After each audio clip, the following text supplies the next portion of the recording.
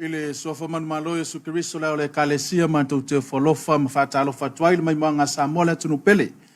Ile ngate samone so se tafor ke lope wo o ile tautua male au nanga ale fakasa TV malor so ifomluia pa ftai le ngalile male lofo le tua utato o le mai ya le nei tu lai lona lofa malona ngalile.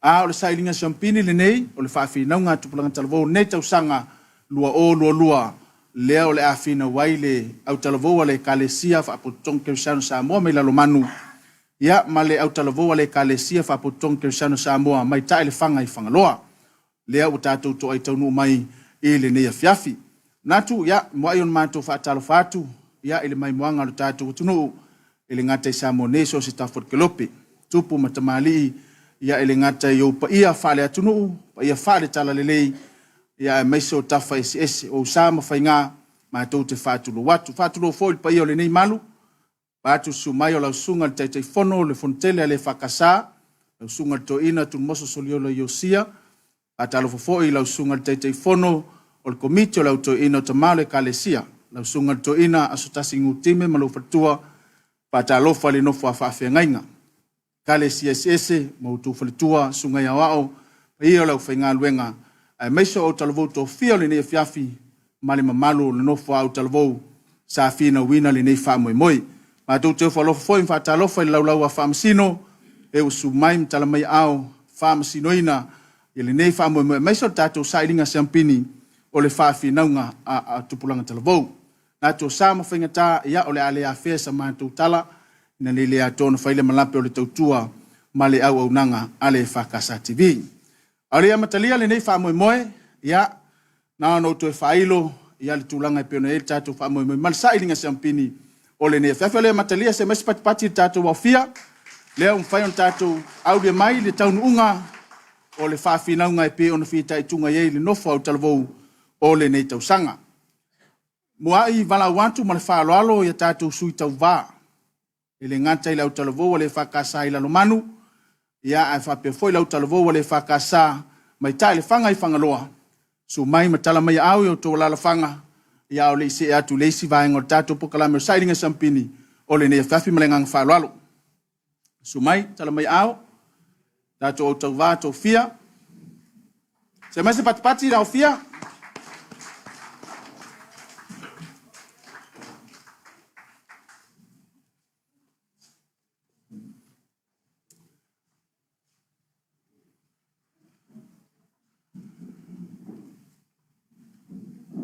ya bala wat foi man falolo la sunga ile fongol por kalame sunga le mai malua corseta se matabita ya sumai mtala mai au lo wala fanga ya wale fa mo ne fiaf nga falolo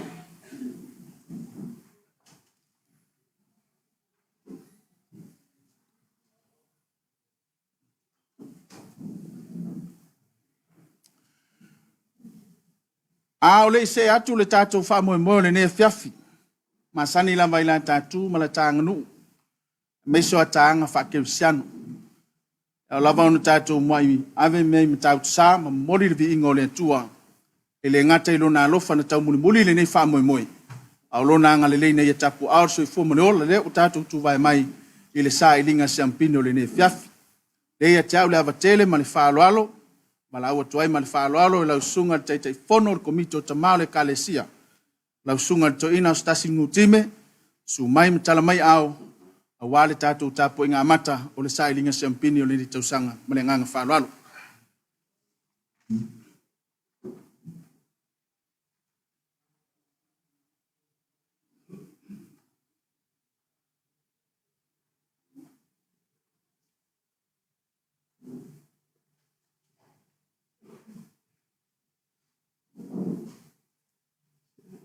pas hier pas dépassé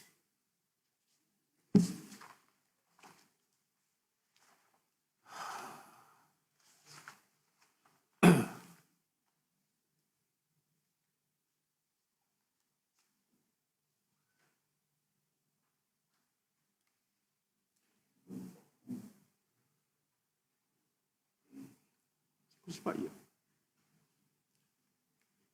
Ele lo fa o Yesu wa ma Liutalu itane I uama Waya ule manui ia ele Mata ua lea ele Ma fola fola lea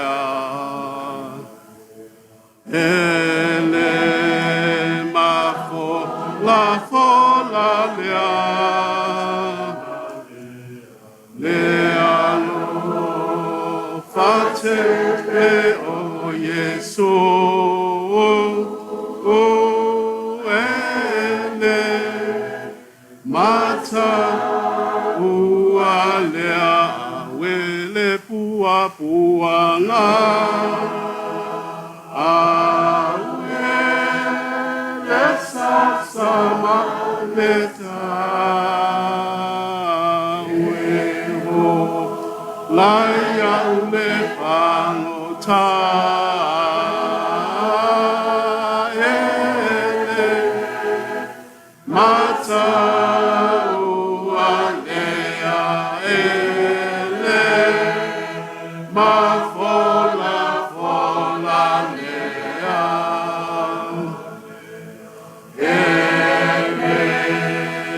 ma fola fola lea lea lo fatele o Yesu ele mata ua lea ile mua ya te au le fa moe moe wa fia fia e ua ma wa ia mai no wa le ele mata ua lea ele ma fola fola lea fola lea ele ma fola fola lea lea lo fatele o Yesu ele mata ua lea o nai upu mai la fionga le tua ia whanga peltus whaita o nei aso Samuel e lua lon tau pe fitu pa ipu mua mua e o le sfulu ma le fitu ai o te whaita wina le whai upu e tolu se i o atu le whai upu e ono a whonga mai o a fionga pa ia le alii o na whai mai lea o na atano le tupu o mea umawa e fina ngalo iai maliwa ne ia ma e whaia a wahalo ia te oele ali. Le lava po na tūlei mai aila fionga le li ia na tano o whapea mai. Aluia. E te whai atu i lau au auna o tāwita. O lo whapea na whetelai mai le ali. E te whaia e oe se whale moa o te nofo atu.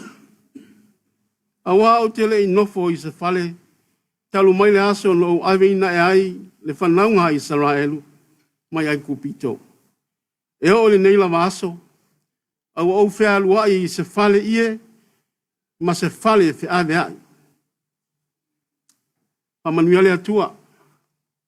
Ai tau lana fionga mai atu mau ia te ia le bi inga e whaavavau. Whaavavau lava. Amene. Whai upo e lima. Aluia. E te whai atu i lau au auna o tāwita. Lo wha peo na whea talai mai o leli. E te whaia e o e se whale moa. O te nofo ai. O uwhia au mai ale, mai angale.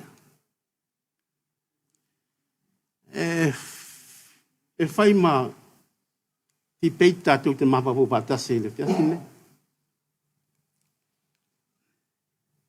Le utala, pe te tau na fais fale mo le ali tangata.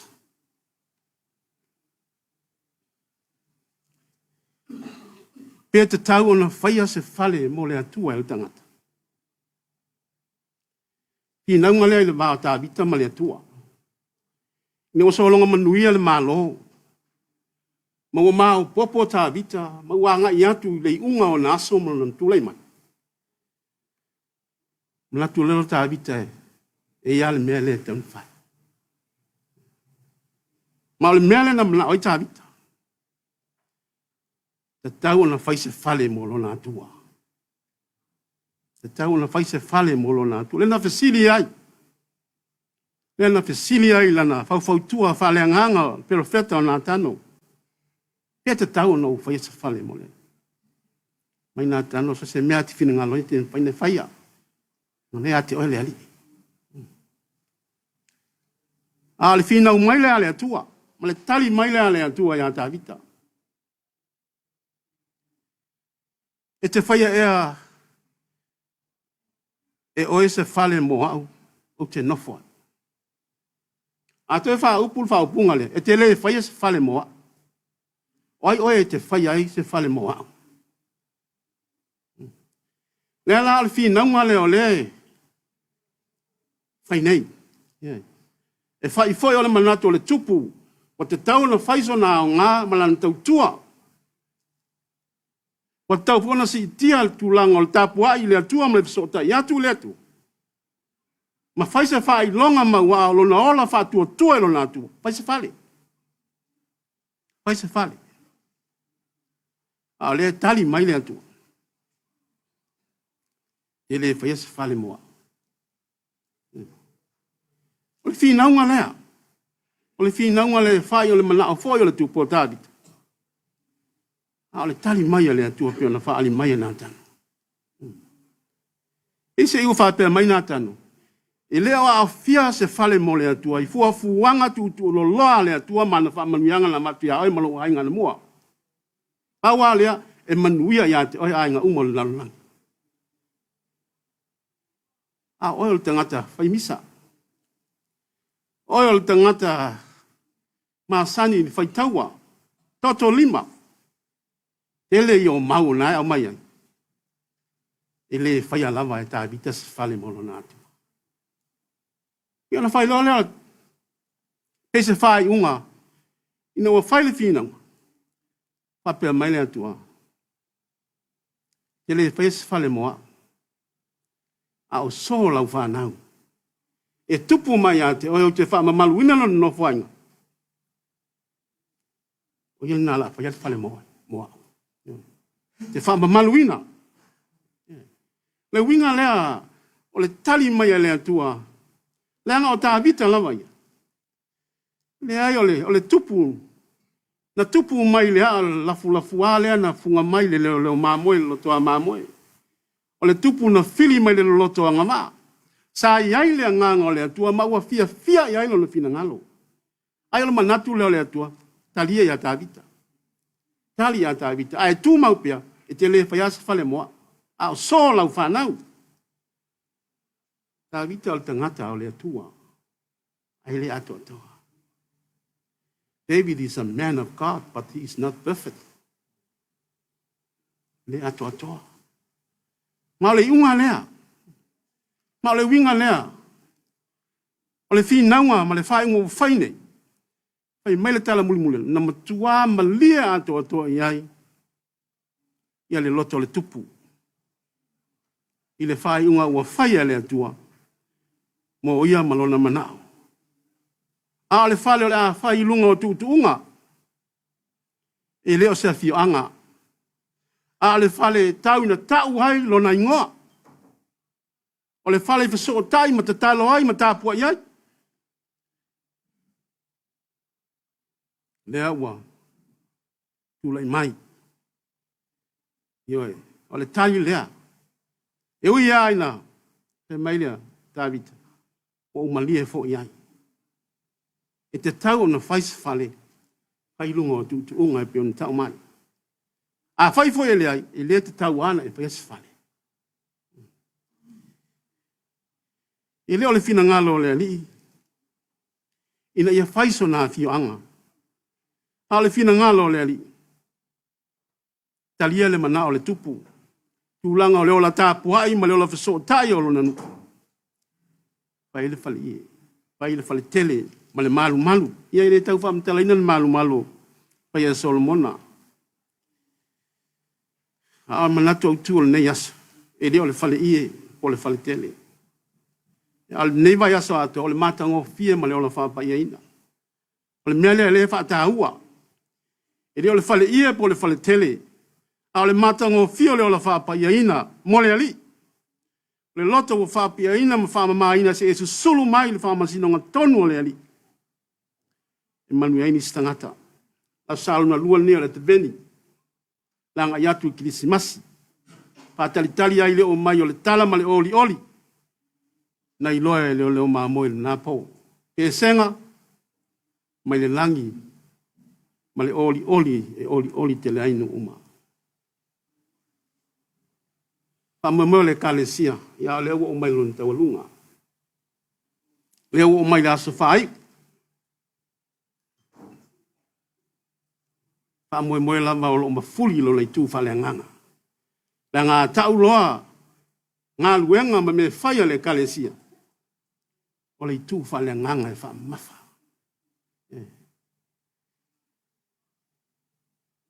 Mantua fo e, le amatanga pe a whainei umal tato le amatanga. Sa au whail tala lea. If you win a debate, you lose a soul. A debate is a debate. But if you win a debate and lose a soul, koe tiro pe iai. Koe tiro pe iai. Whamasino, di lai titi lau tau ngā luenga. Di lai titi, le anga o tou. O tou le iai le tonu le mua le mel nei. La le wha iunga tau te whaia, le wha ingal na. Pe se pe sa, le wha iunga tau te whaia, le wha ingal na.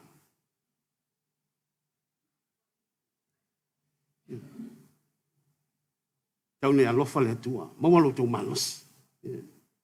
Mawalo tau lotu tele.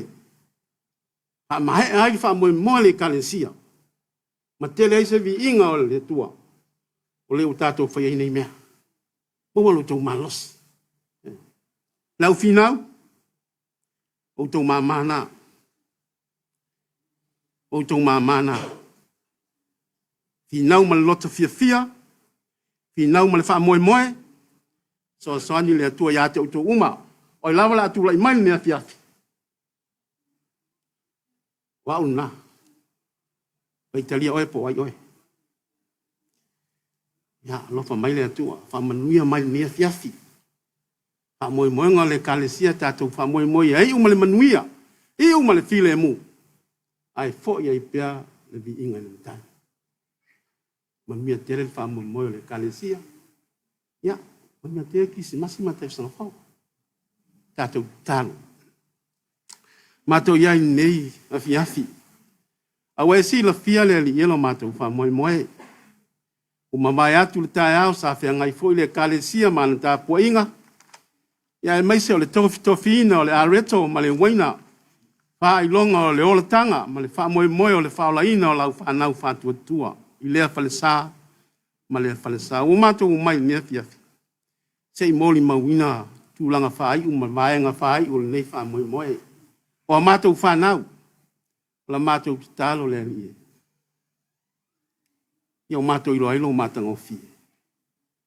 Ma esu sulu ati le ailo o malama lama, e oli ai mātou uma, ma fo ia tupea le vi inga ilo suafa. O mātou ki tālo, ia alo whangia le whanau le afi nau ni fiafi. Mua lo lātou loto te tele. Molo lato loto fatua tua ma loto maulalo. Au ale fatou nuino le fa moi moi. Ia lo fangia foi fa masino. Watu le mafau fau ma le fau tauta. Ia me se folo lato malos. Ia au mga luenga. Alo fangia lau fai ngā luenga. Matou mafuta ni fiafia wale fa moi moi. anga le lei oe ma tau sia I mātou I loa lofa tele. Whamanuia fo ia I lātou. Oe wa ma whai ona lango mai le nei wha moe moe. Company SS ma tanga aluenga.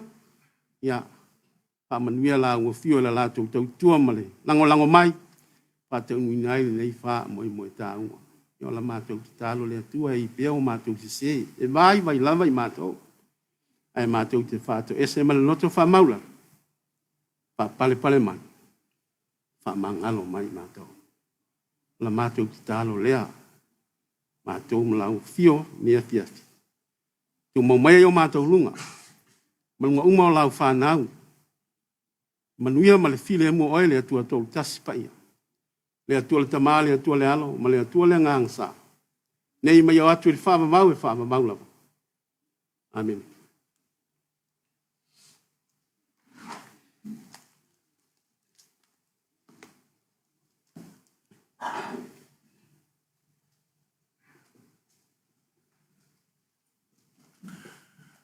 Ia molenga whaftai tele lau sunga toina. O whionga teitei whono komito tamale kalesia. Sunga stasi nungu time mo le tātou tāpo inga mātango fie whafonga maua. Le mai moanga sa moa le atunu pele. Mai so le nei au fia le ngata I leo. Au ngā auto le nei fiafi ma le lau lau whamsino. I le ngata I tālu sanga mo lia. Au whafonga maua fo le whiau le tala le whaim whaatupu malosi. Tino le mafo whau le nganga. Au tā pena le nei wha moe moe. Le mātou talo. Wai ele atua le mauetele, tumu I lana tō whāpa ia, o lolo soifua lau le le ngata le valawina le kalesia o ngā lue ai, whape foi le kalesia o au mana au, whaftai tele mo le tāpo inga mātango fie.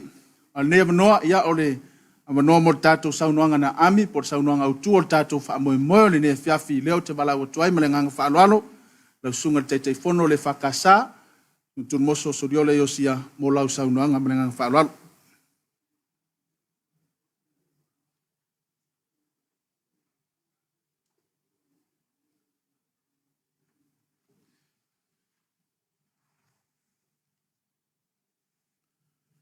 Ia o le a ta oto ia wha maene o tailo loto.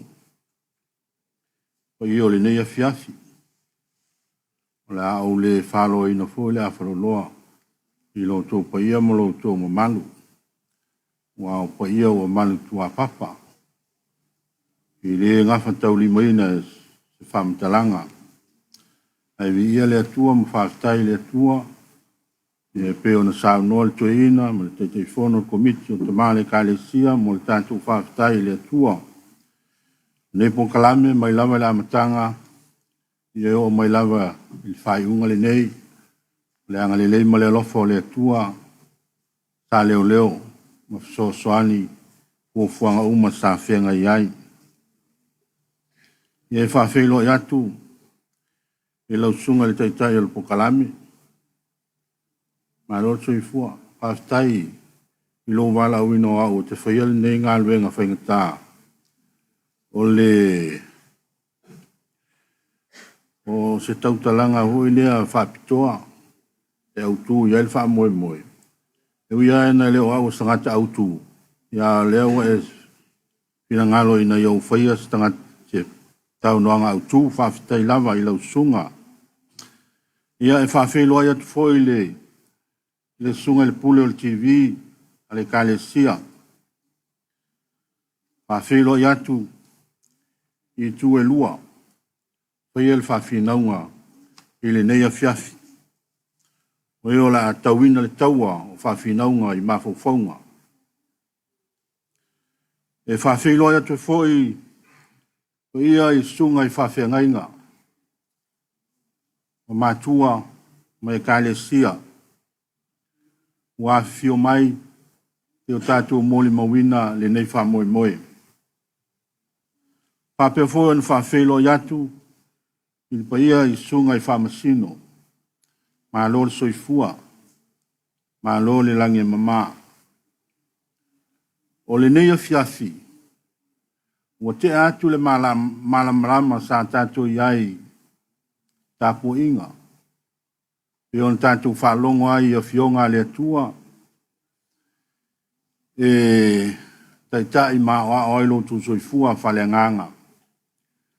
O wā lava whi au mga luenga whenga iai, mai te whoi o le tātou talia ina, o le areto ma le waina, o le whātusa o le tino pa ia, ma le toto pa ia o le tātou ali. O lona soifua o ofo ina mai, paola inai i tātou o lana whanau.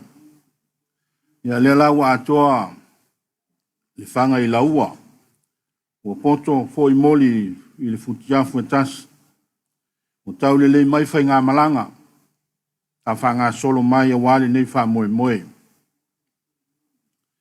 Ia e le tau whailo ina le wha moe moe o le nei a fiafi, o le wha whinaunga a utalavau e peo na iai tu e lua, e wha te tau i le mta upu wa ato whaina. So se wha whinaunga lava, e tolu o nei tū, o le tū lango lango, o le tū e te tee, ma le tū a whamasino. Ai tā ua foi,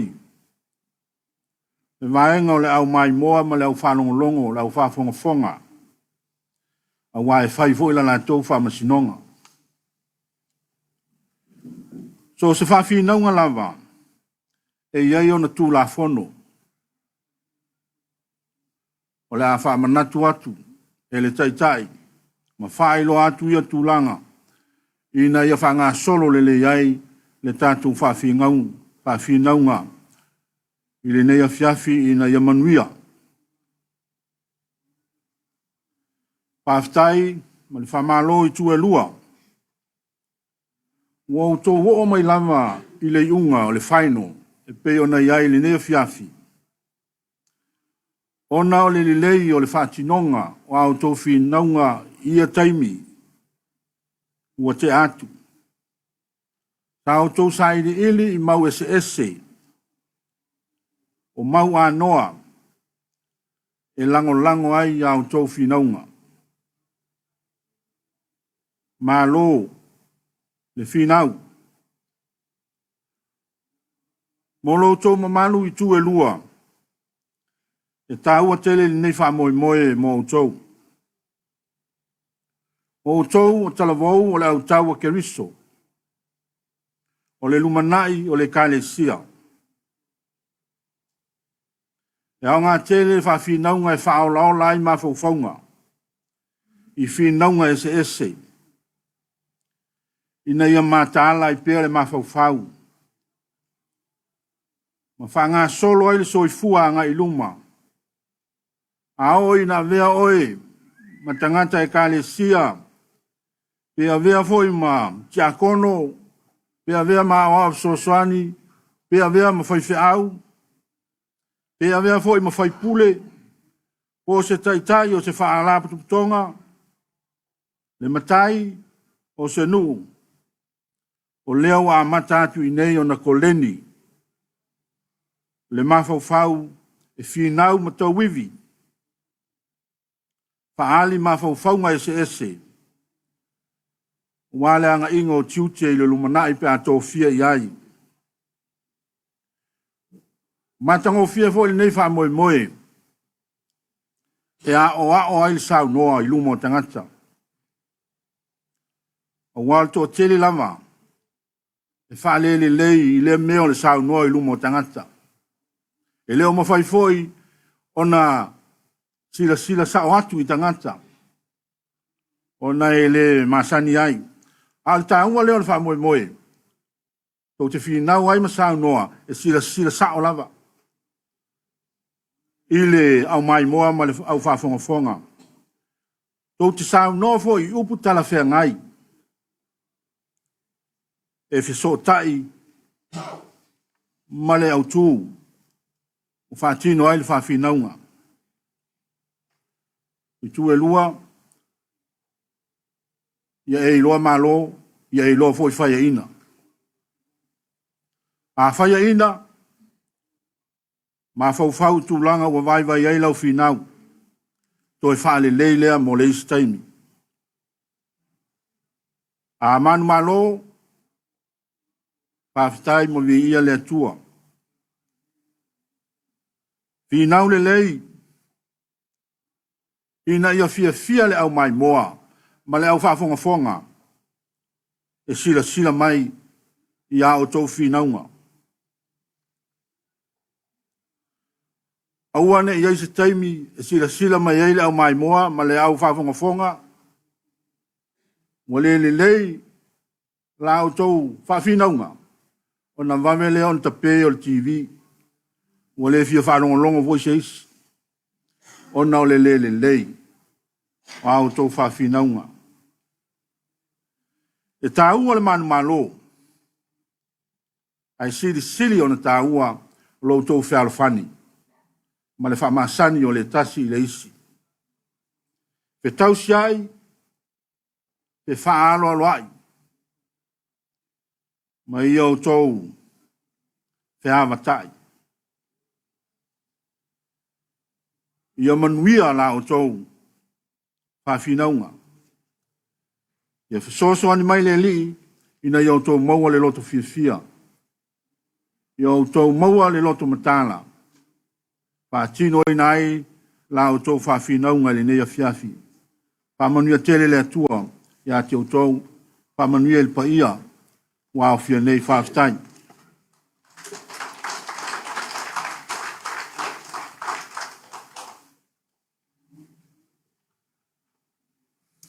Se tu mese patipatele. Aftai lau sunga toina. Uwhionga tei whono le fontele le kalesia mo le saunanga mātango fie. Mese o puti mai e le ngata o le nei au fia. Pe foi le ango auto le nei fiafi. Mese o le ngā luenga fita a whionga i whamsino. Ia au lea o tātou tau mai le ango auto le nei fiafi. Ia o le whamumu o levo na tali ele no whau talavou o e wau sia mai le sa ilinga sampini o le nei tausanga. Le tūlangolango e fia whawhelo i atu le au talavou o le whakasata e le whanga mai whangaloa. Mese patipati. O le tū te leo lo se e mai ai le au talavou o le kalesia whapotonga Cristiano Samoa mai lalo manu. Mese patipatele. Au lea matalia whamoe ia e fia foi whailo atu le laulau a whamsino. I la tau o e sa fita i tunga le nei whamoe me lava i la amtanga e o mai le nei fiafi tau walunga ino le whamoe le whafi naunga o le nei tausanga. O le sui o le ofisa o komiso whainga palota tasi le nei o paanga le tato pokalame o lo lango malosi ia leo lo whai masui se tasi o sui sinia tamaitai a whawhetai wha o le tane pa o fai masui o le ofisa i le laulau whamsino. Mese patipati. Le ise tātou whamsino so mai ai se tasi o whaia onga o loa. Nana tautua i le atunuu. Ia ulofo ilona si le fia i tūlanga tau whawhinaunga. Leo lo sao tuai la fionga mulipola mose tuafoe o wale whamsino ino le whamoimoi. Ma le tātou whamsino mulimuli ia o sunga le whawhia le efupule o le alipule leo le tātou wala ata le whakasa TV. Le foi o sumai mtala mai au e whaanto e le laulau a whamsino ina mai lava le amtanga e o mai le tau alunga al whamoe le ne fiafi se mese patipatele. Ia o lea wa maea i la se atu la sunga se mau tavita ia a wale whamoe le ne fiafi manuia le whaafongaanga mai moanga le tunu manuia le tapo inga manuia o to whaiva le ne fiafi au talovau tongia mo le whamoe. Lengang whaaloalo, korset? Ia, hawhatai lau sunga e whanu mo le awanoa. Ia e whaatalu whatu fo i Samoa, e whaatalu whatu Samoa le atunu pele i lau mai mo whaafonga i le neia fiafi. Ia tu se foi o la si loa le whaataunu ina o le whamoe moe pe o na iei le neia fiafi. Le a fiafi leo le asui na ili champini o tātou whaafinau au talvo pe o na whianga iai. Ia o le a fiafi la nei o a pe o na whailo atu o le au talvo mai le e whakasata le whanga. Ia ma le au talavou le whakasala manu ia au talavou ia le ala tau sui ina le champagne o le tātou whawhinaunga au talavou lua whelua. Ma lor sui whomanuia, ma lor sui whomaua. O le au tū o le tātou whawhinaunga le neia fiafi. O le a whawhinau iei nei au talavou e whapea. Pe tatau o na toi foi le palota na o matai. Pe tatau ona toi foi na o ona toe foi i le palota na o matai. Ia o leo le afina mai, le au tala wau le whakasara a tai le whanga. I le tūlanga lango. Ia, me te tau. Ai whina mai le, au tala wau le whakasara mai lalmani. Me te te e le tātou au tū. Le ai. Ia, la tuatu le avanoa, le nganga whaalualu, i le tai tai. O le au tala wau tai le whanga, ia, e tu sai fo mata to fa finaunga tama ta ya meli ne fiafi ia manu tele le tapo inga Samoa ia tapo inga poto mai nei i fa pia fo sila ali ma tama tai fa sino ia mbro ngang fa lol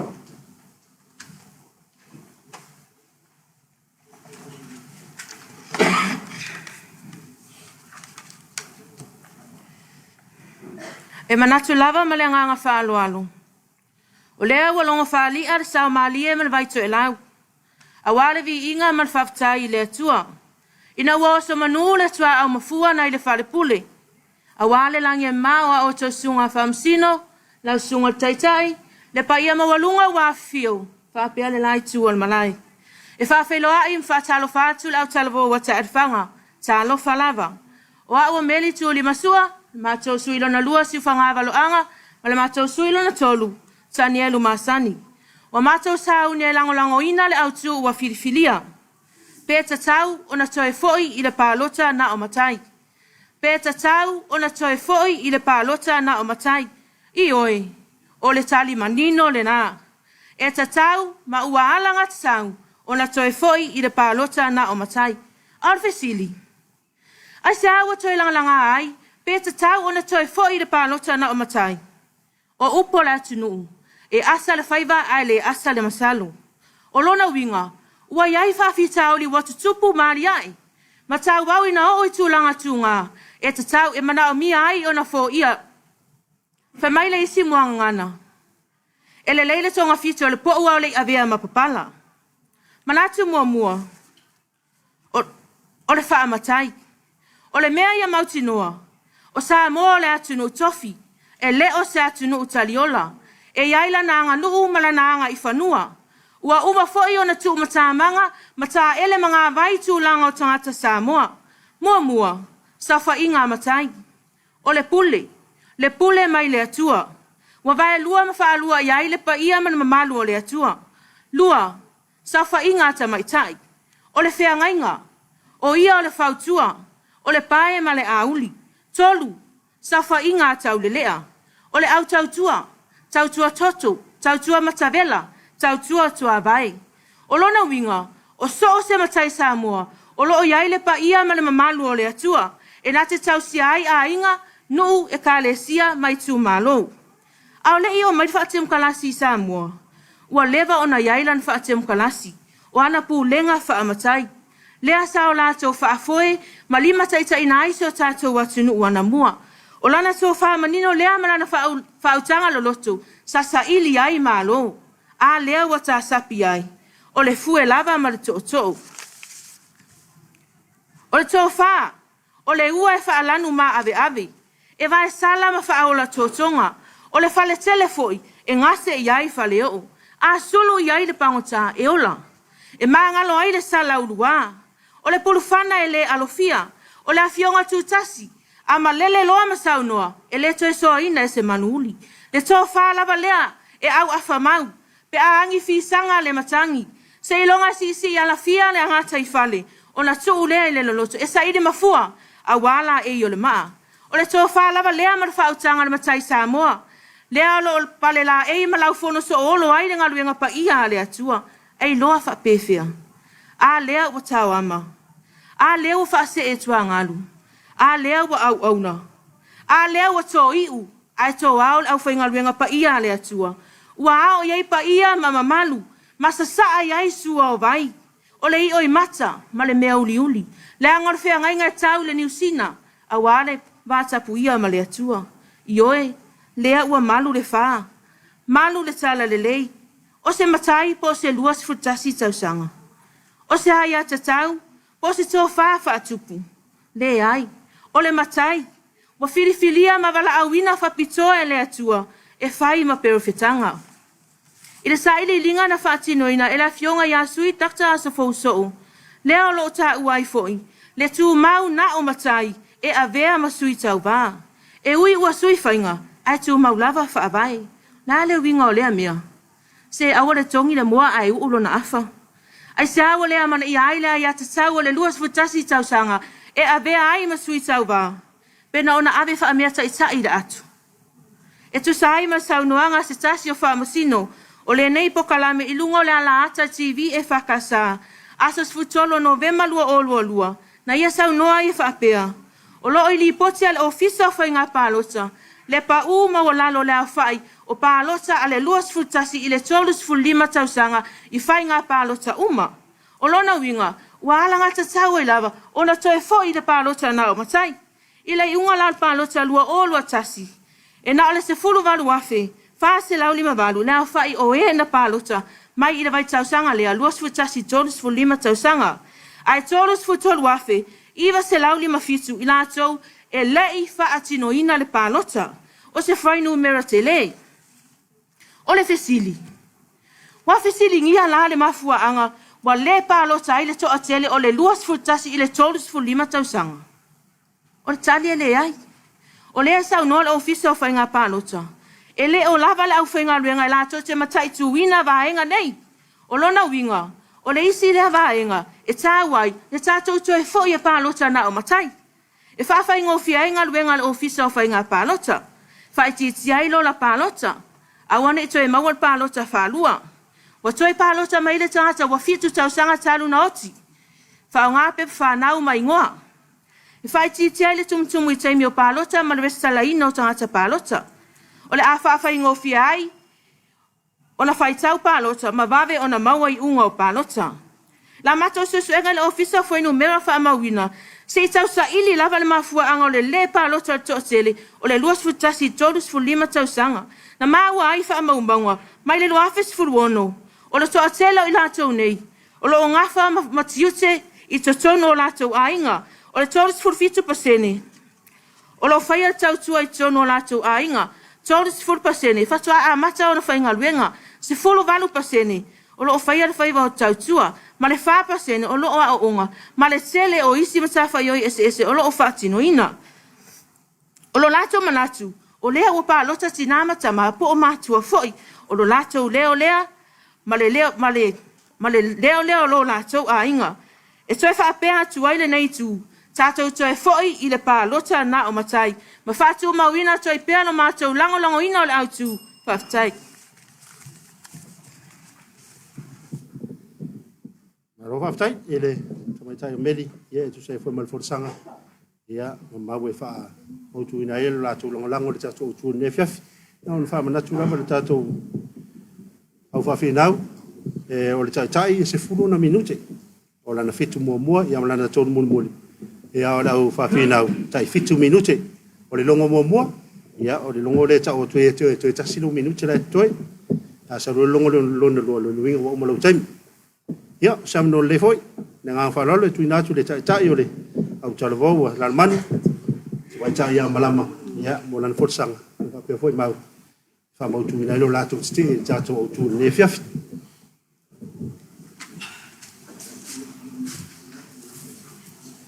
Fatalo fatu lau famsino. Fatalo fatu le fongal por kalame. Fatalo fatu lau salvo mai talfanga. Lau salvo nei ala luman. O a o malama, suilo na lua rasa, suilo nsolu, o pana. Se ia o tali atu lava le tai lea mai tai fanga. O feo le tusipa ia o tau mai nā, vai lua le suafa o le atua i matai. Ai ngalo ia oe, e faa vai sa moe le atua. O ia o le ulu. O le atu, peta tau ona toi fo i le pālota, na o matai. Peta tau ona toi foi ile pālota, na o matai. O le tali lau talavau alano manu, e le ai. E matua i o mātou te te lava ile au tū ua au mai. O le tau sanga e awhi iwa se lau iwa osa whaatino ai se pelepesiti. E sa ili ai se fino ngalo le atunu, po o whea se whainga le amafuli iai. E whaatau tai ai, yana whainga pālota. Mai le se fulu iwa awhi tolu se lau iwa lua, pālota sa whaia. E se fulu fitu afe, fa se lawa no fa. Na fina ngalo eva esel palota na matai, ai palota, na ole lua se fulu tasi tausanga. E palota il fa matai. Po ola universal, suffrage. Ai lua afe fa se lawa fitu lua ilatso, na palota e fa unga pele fa matai. Ua failo mai le nei au fainga. Le mafuli ai ole lango le atunu. I fainga fa te mkolasi. O se fainga tali tonu tangata anu o Samoa. O se fainga ami o tonu. Matutu sa ai tangata uma. E tolu vaenga o vai ina ila matsote ele au tu. Vaenga mua. A fianga ole palota na o matai. Ole palota na o matai. Lua se fuluvalu tau sanga fatino. Le tutu atasi le afe iwa se lau ano lua. Se ia o le afe iwa se lau iwa o. E tele o na fianga peila o le nei. Manatu mua. Faole mamalu o le anganuu. E fili ai matai o ainga. Ona o matai palota. O le fili o suli o ainga. E faae iai suafa matai. E so alau pule. Ma fili tanganga le toa faa ma le fautanga le ainga. E sa o ele upu o le atunuu. E sama se ua mango, ma fili le tai, se ua ngawaa. Ale maua se tasi, o na moe leo la toa, se ia ulia le esi aso. Pe tai, ole ale toa wa ai ale whainga malu. Awa ole ale ai se pa pui. Ua o lava ila tamai titi fitu tau sanga, ma se tene titi se fulu lua tau sanga. Ua whama tai na ia ngawaa iai le palota. O atunga lunga foina e pei ona ta ua le tusio soa sa fau le whainga palota le afe iwa se lau iwa tas. Ua whainga ina universal suffrage in Western Samoa. The 1991 general elections. Whai mai, o le palota na matai, ua matua ia fia tele ai mea sina a inga. O le whai o le matai e palotai, ai le ese monotanga le nuu, ma le e ka le sia. Manatu e lua, whaamama sangia le mawalunga, ma le teu o loa o le matai. Ole a whaamama sangia, ma whao ai ma malwa matai. I taimi o safa inga, i whano anu. Ole a pele whale matai o se mea ula. A maota le so na si se vai. Ole tu e mamalu. Ole no whawhai e whapena. A ole ngangana, e sili atu. Ona whaalo alo mai loa le vatapia. Ta lofa. Ole matai tau o se nuu e sauno mai e whatau mai titi ma whatene titi. E le malama i lenga nuu, ma ngafa o a inga. Ole ale ai se mamalu. Le ai se whaia ea. Ma ole a veo se matai ole a wha amu iai le lau tele. Manatu e tolu. Fe ese a inga tono a inga. Manu.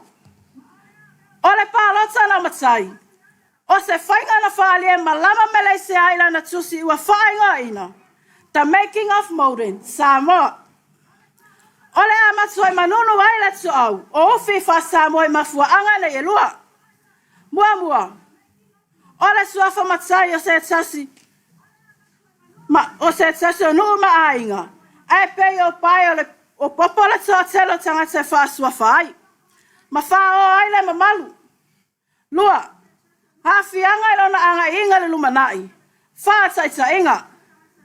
Ole whanua sa umia se tangata stuatasi. Ai ole apulea. Eni tangata sili atu male lua se fulu ona wa matai. Ole ale taunu unga. Le mawai se no fulelei o a inga. A afia le soifua. Ia pehi ufo el whamasinonga. Saula i unga el whamasinonga. Ua malo le isi tangata lo whanua. Tai le whanga. I nā malama ia. Manatu e wha. Whainga pio ma awala parapala. O loa wha wina foi a soa sa fau ilana pepo. O mea ta whainga parota le awha iwa se lau iwa tasi. Le te leo whainga pio salia e mai lea whainga parota na o matai. E peila. Ole le ai o ni IDs. Lei lope wha pewhea o nei loa tangata saa malona swafa. O le ala le whainga o fiai o na whai le matai o loa e Samoa. Le palo tale matai o loa nofa mai Asitalia, New Zealand, ma so se wa ingo lau langi. I oi, o le tangata e tua tasi, a ua wha lima na whaila na palota. Ai le ngata i lea. O le tangata wa lewa na tu le tunga maolo na tinu. Ai fai ele matai o loo soifua lana e kisi. Manatu e lima. O le palo tana matai. O se fanga le kerisiano ma fai longa tangata. Sai le fanga. E na matai se atunu. Ai fa fe fele ano tangata anu o Samoa. O le palo tana matai. O se whainga whanu po wa tata mia aile ai atau o tangata lau tele. O te ofo e lo fina mai ato e fo le pālota na o matai. A o le fesili. Whawhewhea oe, whawhewhea a. Whawhewhea le tangata mai. Whawhewhea le tina le matai. Whai mai fo i e aule ina I lawa tina. O pae ma a uli. O pēa nina tau tele ai lea mana iyo. E tā ua tangata uma. Se o le tele o sule ma waifi ngota. Tā le whanga. E ma mai le tawa ai ona fulu. E pela ia tātou umala tānganu. Ma mea sina o tā ainga. Ma lo whaalo alo lau whaftai. Nā whaftai, malama mo le whawhina o le nea whiawhi. Ia, o le awa noa le tua tuta mai tai o siwhanga. Mai leo talvo o tal whanga.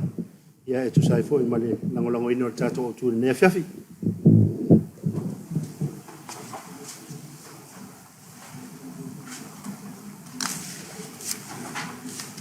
Ina nei au la loa, e se au soso atu lava il sui lea mai lanu manu. E whawhewhea o na tau whai mai, e le te tau o na tau e fo I matai. Ai whawhewhea I tū malo nei e tolu, lo to whanga le pā mwhale atalua. Na tutu mai nisi tangata. Na ma losi le pule ali I me whai pule, ua ma fuaio na le pā lo taina. Le ai se si leo e sili, ai se au whesili atu la. O ai lea ua malu ai lea nganu. O malu ni tamaiti. Le ai, wa malu o no matai, pule ali I mawhai pule.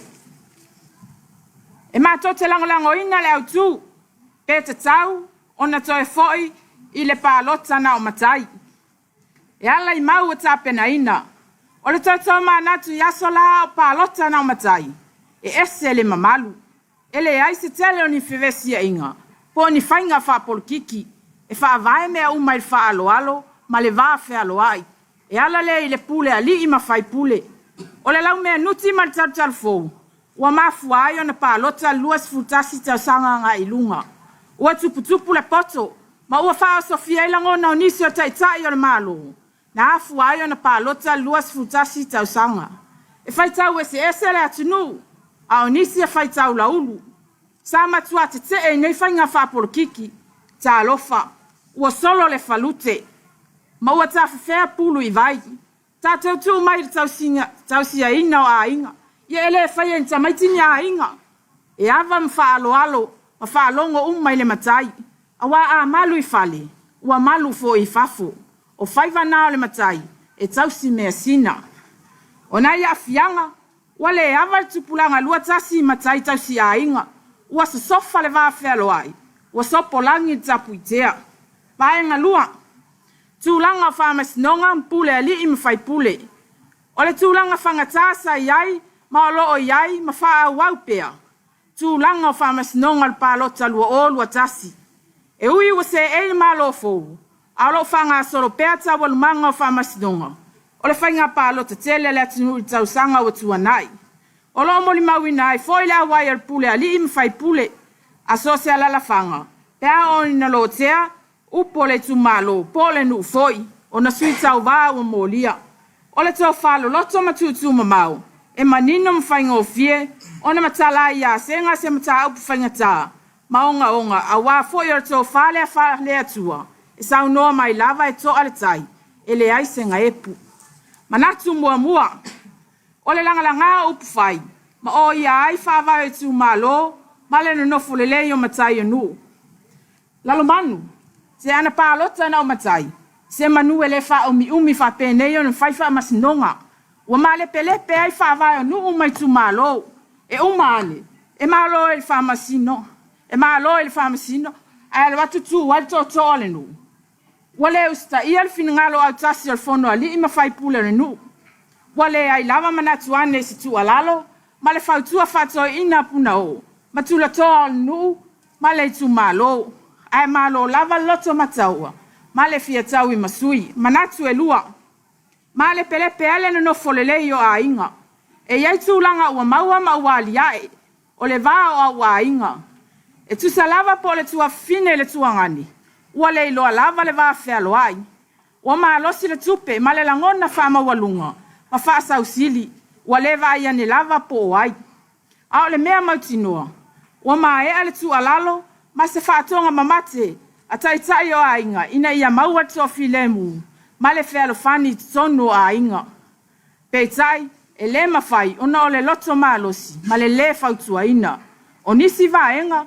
Ua mo lia tau le amatai. Po le moli mau fo i tau le o le ainga. Whaasanga I matai o le au ainga. Manatu e tolu. Moli mau pipelo le whaamasinonga. E le to e nama la ina le avaenga. Ua tutupu, maolo o tutupu. Ua whate utusi pepa mea mata.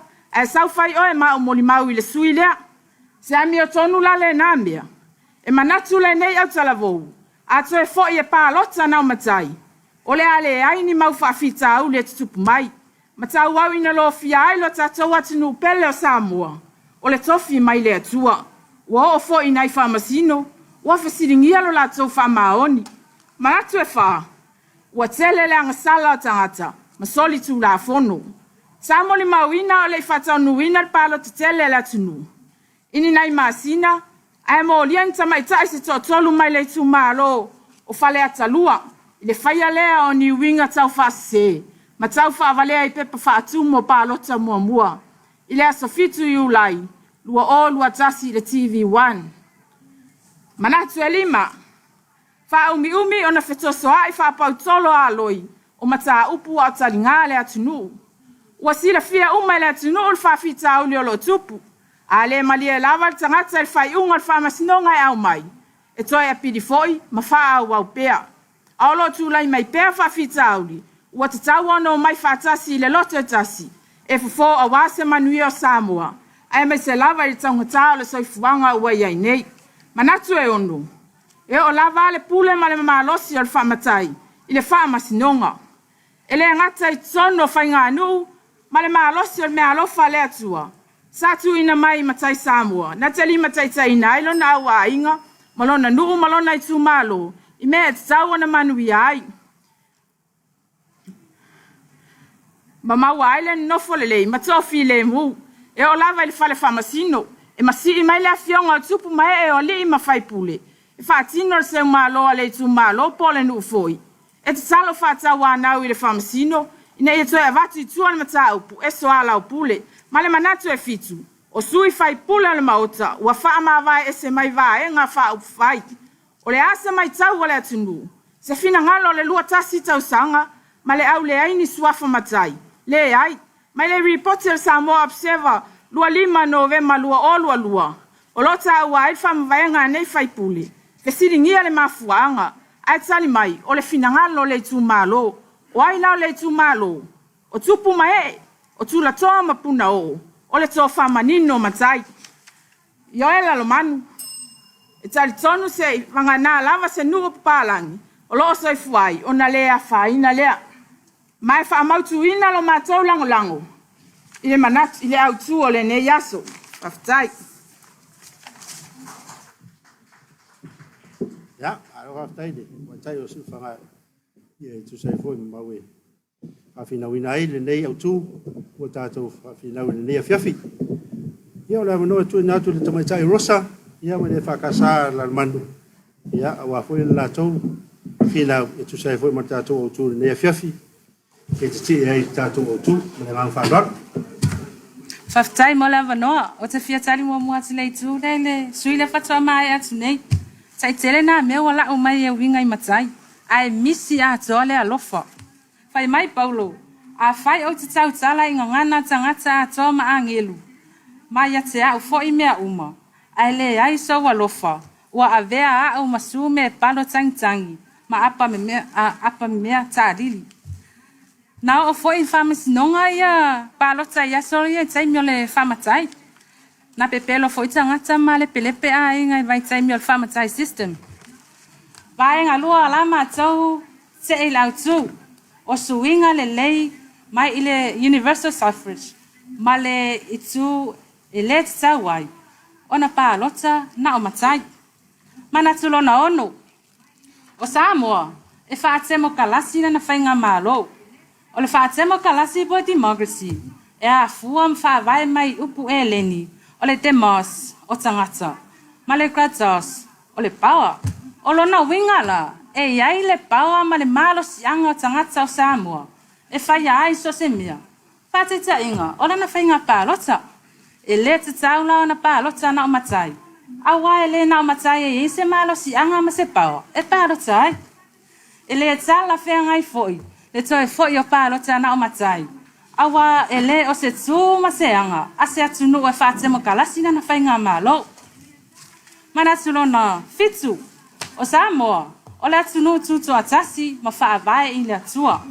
tasi iwa no lua tutu atasi Samoa ua sa o loto na tangata wa iai le sa o lotonga i tangata lua sifu tasi tau sanga ngai lunga e pa lota ai i fa mau maunga le ofisa o fwai numera i le tau sanga lua afe sifu ma le onu na ole iwa tesi ma le 5% tangata o Samoa o lo u mia matai taitu e fa fea la ona pa lota na ole iwa tesi ma le 5% o Samoa a o fea la le sa o lotonga o le iwa sifu tesi ma le 5% le vai asuntua nai nei na fa manatu ai e Samoa le ta ofi o le sawa ina o tina tamaitai mama tau o fa na e ala la fika li taifanga ile ole isi le sawanga le sawa ina o langona o nei tangata e ta ofi o felo la tau sa lo tonga e palo tai manatu na valu ai ya tutu sa uma tangata uma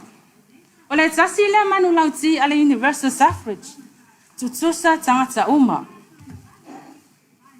po le ala le itua inga sitiseni pe iai mana onga whapitoa o nai lo matutua tina matamaitai le tupulanga tala vou matai pele matai e tutusa uma ia e palo tai ma tau ti tali son foi o le nei whainga o se whainga whakerisiano o lo muli tai yala o fionga pa ia le atua le ala le na fa pe atua i paula le ka le si e kantia tolu foi u pelu su malval ele o to yai se u taia po se eleni ele o to yai se polonga po sa lotso ele o to yai se tsane po se fafini awa watasi matutusa umata to ya keriso Yesu mana tulo naiva o le pa lotso le lus fu tasi tau sanga ilunga o se itu le leile ile va ai mai malo fa te mo kalas ai mai se malo au fatas ile tau sanga tasi va fitu onu na ofi ai sa mo tsono le li o le o malo au fatas o ina tsonu lava Natalia ai le tso tunu ai ainga e pa lotso tanga tano lus fu tasi tau sanga nga ilunga a tu o nei la na o matai e pa lotso o lona winga ua tatou le muli tai ia inga len tatou talia ina ile tau sanga te siva fitu ono mana tu se fulu o le ale toe ali ya e fainga pi o na tutupu i taimi o le matai system o le ale toe o soma walunga numero tanga te matai ai na ole nofo lava ele ini mono tanga o fai inu uma e kalesia ua faanga ID e fainga o fie ai ona identify le tangata palota o le ave ese ai fo ile manatu fa pito ma le va ai maulalo o le a tai fo ile mamalu ila tanga no mala tanga i fanua o le a mau ai fo ile tofa e filisa ngai ya inga ise tasi watsau ona matai o le ale toe o ai fo sa mo i fa salanga fa no po e pe ona fa ya so ia e pei ole so lo la fue ma le mu ole foanga ole postale ne e mai ole ofisa ole komisio fainga palota e lava ma tu le postale e ta mai ai o lo tala fe ngai le fainga ole palota sa mo le ne tain e a mata mai lava ile na fa un tala ina o lau palota o lau feeling sa lotso le foi tu male penala i tu ai le fai mai o lau palota o lo leo o lau palota o lo leo Ele se me la le fole se ave ma momoli le leo le simalo na finanga le paro tai. Ua mautu ma le lei au wala. E resta lai tanga te palota. Ina ia aua nei toi ali ya e mai. Whainga pio pio. E pea na tupu ia taimi. Peilau au wala ia. O anga waa e palota ai. Wa ia inga resta lai tanga te palota. Ma pepa e whamoni ai. Te tanga te palota. Mana te sfon mai tasi. O le taimi malona swinga. I oe. O le fuata malona log. O le tai malona taanga. O le taimi foi. Ma le swinga e te tawai. Se walu I luma le somai o tangata ile nei vai tau. Ai mai se lava tupulanga talavo. Ua sawa le somai faate konolosi. Ua fai ngofia ai mea uma. Se ala leo ngā e sao me le faate konolosi ua fai ngofia ai mea uma. Ai e te mana o lava te elefanga te apa I tua. E lea o ngā ta tautu e te pa I tua te elefanga o tātou lea ua 4G. Ua go with the flow a tātou. Te elefanga ua au Samoa. O Samoa la. Lea ua so longa le mea uma. Ma file mu mea uma si o tātunu. Ona ua sa o loto o tapa lota. Whaptai mo loa wanoa. Maro haftai ni, matai a rosa, ya, tanielu.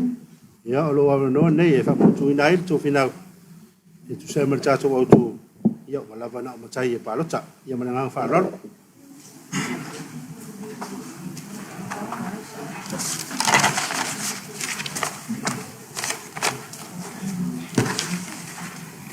Oi talo fai nai sunga I whamsino. Se ua whasi se ina o toi manatu sui e lua leo o umantula yatu. O te rei ur whale mai whawhina unga ele am tar whawhina unga. O re tala re uso lea a tapana whai mai a. Alo pe a par whanga lea so. Neo whatu ya oe. A umar whawhina unga lea so. Toi fo I lalo manu e whapa e lau whanganga. E pei ona sau noa se tase o whaila unga wala wilo I Samoa. Toi fo I whai ngā pālota Samoa I matai. Ona pinele o lana nganu uma ona tapu. Whatata noanga re whakasati I Samoa. I le polokalame wa ilile ato pona. Aso se fulu 5 o November. Luafe lua. Mare tō whaia ase ata lau tō alavea. Se tase o whaila unga. Uala wiloa. O loa lala nei ni usila. O ana upu. Tō e fo I le whai ngā pālota Samoa I matai. Whatasi e mare whaavai le atua. Ona le eile o se vevesi. O le ulutala. O singia e whaapea. Tau ona to e fort palota I mtai. La mātou tari atu, mātou te io e ina le utala. Sila to alalo manu I tausanga I tu atu. E tau mai I tausanga tasi valu ono o. E le ise malo Samoa na tula I mai. Sa whao ngāe Samoa e lua, le wha matai. Wa lai ona toso I tua ata atou manatu. E fia wha pupula ma fia wha malama atu. E le fou le atu langa I matai. O le nei whatinonga, na whawa e mai e Samoa I ana mua. Ma o matai foi, le a sa taitaina, le e tuto atase I la tātou malo. Le a la whamasino, le a e fia ai lalo manu, le a foi e fia ai ta e whanga, I le sa oloto tātou malo. I matai, le a foi tau te sa oloto e, le a foi mātou te sa oloto e, ai peitai, sa mātou siringia se tasi olonga lue nei le ofisa o whainga pālota. E tu sai, mani wha maunga le lātou ofisa, ini tu e le leire whatinonga e matai o whainga pālota. Tali o ia whapea, mua. E le ai mase bebesi. E whainga o fie le whatinonga o le whiriwhilinga, e le tau sawa vali tangata pālota i le whare pālota. E le ai mai se tina, mata māma tutua, whapea e le o ato tuare malosi. A le pipi I mai. Tau ave tangata e le o ato tuare malosi e pālota. O ila, e iloa ai, o ai inga manuu mai tu malo. O I tonu foi, e iloa ai, I tu malo loto ngatasi, fe alofani, mamalu pulenga ali I mamtai, fatita inga, le pā maloto fanga. Rona lua, le ini fe vesi inga poni fe taua inga, I le mai ai o le whainga pālota Samoa luafe lua tasi. Na whapea I whamaumonga ra ofisa o whainga pālota. E lua se furu manawalu ni tangi a nga I sui pālota, na whapea o na whamanuia. A pālota na o matai, e whatalatala noa ma whawhasoa I matai, ma o rātou a inga, mai tū malo. I le lātou sui o le awhātu, ona whaolo le e matai o se finangalo le ainga poto. I taimi o whainga pālota, o le lona tolu, o te fia whaapopo atu la iai, o le awhainga o le tino i tupe sa whaaluina i le whainga pāloka sa moa, lua whelua tasi, lea whatua au mātu, ua whātu saina lea i le 2 miliona, fitu se lau ono se furuma le lua afi, lima se lau fitu se furuma tasi tāla, ma le lua se furuma tasi sene, nāna o i sunga i whamasino lea li poti, a whaatusa tula i ai pe a whaina o matai e pālota. Oka, matua i te lele nei se leni, e mawhai o na toi whalelei a tili ei, au nanga i lalo manu, e pei o le whale mai, ma le ofisa o leo, ea, e le mai a te ana. I se seveina whatinoina, e siringia ai, le lau tele e winga i le urutala, e whaase furuma le 5%, o la tau ia walangolango ina le tatala ina o pālota le luas futasi e anga i lunga ma e whamatala ina whapea e luas furu 5% e tali tonu ua lava lea ia tatau se 10% e tali tonu ua lava lea o ina o tupulanga lesi se 10% e tali tonu o tupulanga mo e le lumanai i le fas furu 5 lea o le isi la 5% lea tutoi o lo ta oto la tau fina ngalo i matai o lo ta oto la tau fina ngalo i matai, ma e whamatara ina whapea. E tolu se 10% e manatu, ua lava le tō whāma le malama i matai. O le isi lua se 10% e tali tonu. E le i tai o na o manatu o tupulanga, i mata upuro loto ma re tāua. A wāre whalele ina o Samoa, o le isi 5%. Whai mai i lātou, e a fua mai i maungari manuia o nuu ma e ka lesia. Ona o whaopopo atu lea, o matai o a inga, o lātou i ewa aia le a inga, o lātou i ewa aia mea sina le a inga, ma e avea fo i lātou, e whai masui o lātou a inga, no umare atu nu. I li poti na whai tauina, tangata anu o Samoa i le ruafe ma le ono, e valu 10% o tangata i uporu, o lora lala i o lātou whanua Samoa, au le isi lua se 10%, o nei tangata i o lono nofo i vaenga ese o apia, o savai sari potia e iwa 10% o tangata o loa lala i o lātou whanua Samoa, ma e fia whaapupula atu e whaapea, i le puipuina ma le whaasauina o si o manga whanā atua, o loa sainia kon karate i matai o nuu i o whato i whangaloa, ma whale halupo i savai, i le whaasauina lea o to ngāwa o matua, o nei whaasau, ua avea mamata anga mo turisi, ai mai se Samoa lau tele, ma ua ta ua i fo i nei a lala whanga, ina ua tuto tasi Samoa i le tausanga tasi iwa ono rua, e na o matai e mawhai ona pālota, ma e na o matai foi, e mawhai ona avea masui a pālota. O le fesili lana no manu, ai se a ua tu maua i pēr lea whai, unga po lea whainga. O lea mātou te whalau e tele ina, to ere manatu a le tōru 10% en tā ua le sevei, to e fo i le whainga pālota i matai, ua lava le tō wha, ua lava le poto māsani, ua lava le poto a o ina. La tau te whatino ina i whainga pālota, ma mau ai whai unga le lei. A wale atina ino si o tātou atu nu. Ma le mea pita sili o te fia whai loa atu ina iau tua whine ia mana iau masio uso le toa tasi. So le ingalo ia o tou. E le ai ma se tangata po se a inga Samoa. E le eiso na whasino manga. So se matai au se a inga. O ia le e va aia le a inga. O ia le e tau sia le a inga. Ai whaasiri sili ai. Le pui ina le o mea sina a inga. E pei o whanua. Ma e wha umatu so manatu e pei o upor pese. Na tō fia i le atua Samoa, ina ia pūlea e matai. Ai panga, tō whaia oe lau kia lalu manu, o le āma vai nei tā ua i le aso, se i tō e li liulo ma whau, se i sa ili se tase tau nga whau, o le a se ulo waa e anga i le au, manuia le ki wisimasi, ma le tau sanga fōu. Ya, arawa fai le. Sungai Tandielu, e tu sabia ele i o lava se singi lunga fa nga i fafo ia le la o ta mai le la o mo na fa na Tandielu a la watu de sungai a tapani se fa pa mai foi na nei fa na po dan me tau nei me nga fa don First time o roa vanoa, ai o te rei la loa, io te sia tale foi la ia Tanielu. Tanielu, ne au tupe. Ne au tupe alai ona e tautala. Tupe ale marolo fatino ai ia mea uma. Ana e mana te tangi fo le 2 miliona na e watu e whaale lei e au ala ngai tale whanga o ka se manaia. Amana ia le sao tupulanga talavo ua luas futasi tausanga. O le pālota le dus futasi tausanga. O se whainga whakirisiano launga tasia amana ia o maitanga ta uma. Mana tusfuru malelua. Whai mai le malo o whatasi po le United Nations. O tupulanga o le rumana ili o shota ua tunu. So o tele alo mawhanau. Wahi o malmanuia mai lato tamawhainga mai University SS. O mai la ia malato whailonga. Peo insinia. Whaafo mai. Whaasaya nisi. Whaia onga. Mato mai whatekenosi iona ponei. Tele whawhitau lo tupu i tono so tato watunu. Pepesi o whaamai. Uti o le suavai. E le tise. Ma le tele mana noai. O isi whawhitauri. Ua le mwhai o na whamtaraina. O le ase whafo ia whawhitauri. O ala mawhana o le tato atunu. Wahiu mai o onga mai atunu mamao. Ua o mai tu tū whatasi. Sua ni awala. E so lau pule ai. Ma fo ai whawhitauri. A wāsa mua molu manai. Whateta inga o le SROS. Scientific Organizations of Samoa. Mea. Lato tamawhai e whaatino le uru ina ia mau ai le whalau mata.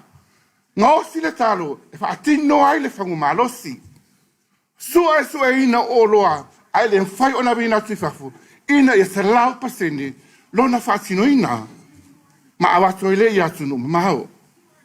Ma nātua si furu ma le toru. Te o ngaru e ngā whawai teimi. Tai whanga. Atonu o to o tele lo o to wafio anga ua le lei whale. To i titi se furu ta avale a ainga. Ona ua maua mai, ia i lato o whainga luenga whaawai teimi o ruas fotasi tausanga. Whamai le whale tupetu to tonu, po le Central Bank, the increase of the income of our economy to 8.9% are the money that's been sending by your families in New Zealand, Australia, and American Samoa. But the 60% of this money it's all from your sisters, your brothers who are working hard in New Zealand and Australia from the RSA program. Kafanga, ele ilava na manatu tari atuai, le au ngā le rusfutasi, le o tātou loto toye tonu, I whai ngāsi whiringa, a wāso leo, maso o leo, I tono le Palemino Samoa. Pe nā lawe te si whangolongo, alo mai.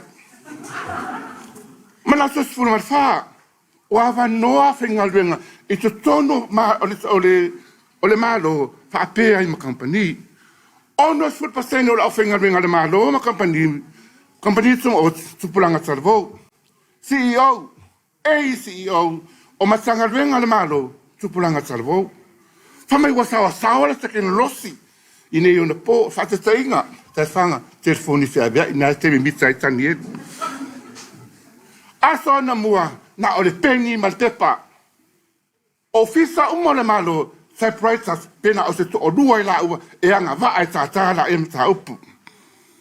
Tōsila le to ina, momori le whale meli, la fo ai I New Zealand, la le unga, lua masina, le tolu masina, o whaatali se tali. Ai ala te minei. Na lo tango e folawa sa veo, le telefoni wiliat, maua le uso lo tamale I New Zealand, walewa na lua vala. Maua se tasa o tae le whanga, walewa nāri New Zealand, e lei to hiroa mai lawa tae le whanga. Tasi le telefoni e tono whare komiti, e hau wai atu hei umatangata uma, la le me tupu. Tangi telefoni me na o mia oe, tanieru, la le me, tūri maisa so se whawhine e watu o le whare komiti, e whai ele whaatata le noanga, e ala teimine, alo o yuta ma manga bi mai, han o hao reo te pisi. Mana atu sfuru ma le lima, o te tono ainga, nuu mafioanga. I tono o mafioanga I ai whai ngā nuu amatai. Nuu o whare tua matausi. Nuu o sao au. Nuu o tau lele atama, matau lele whawhine. Le tau tua matawela sa nātia I tua maota, matua lawa. Le tau tua sa le mawhai, o na whailoa ina o la ngona. Ai ale tau tua tau le lea, i le sambi ma le vau, i so o se tu. Whaafea sa sunga i whaafea ngainga mo lato whale tua, o whaafale le malu i tono nuu masi o anga. Tarwhanga. Wana o le mimito le loto ma le whanga e tia. Ai se a, lea wa mana ia, lo sao, lo leo, e mawhai ai, ona e whaatino ina lau pālota, e mau ai se suyanga waa, a was fai ngā whiwhiringa, i tono le mene o Samoa.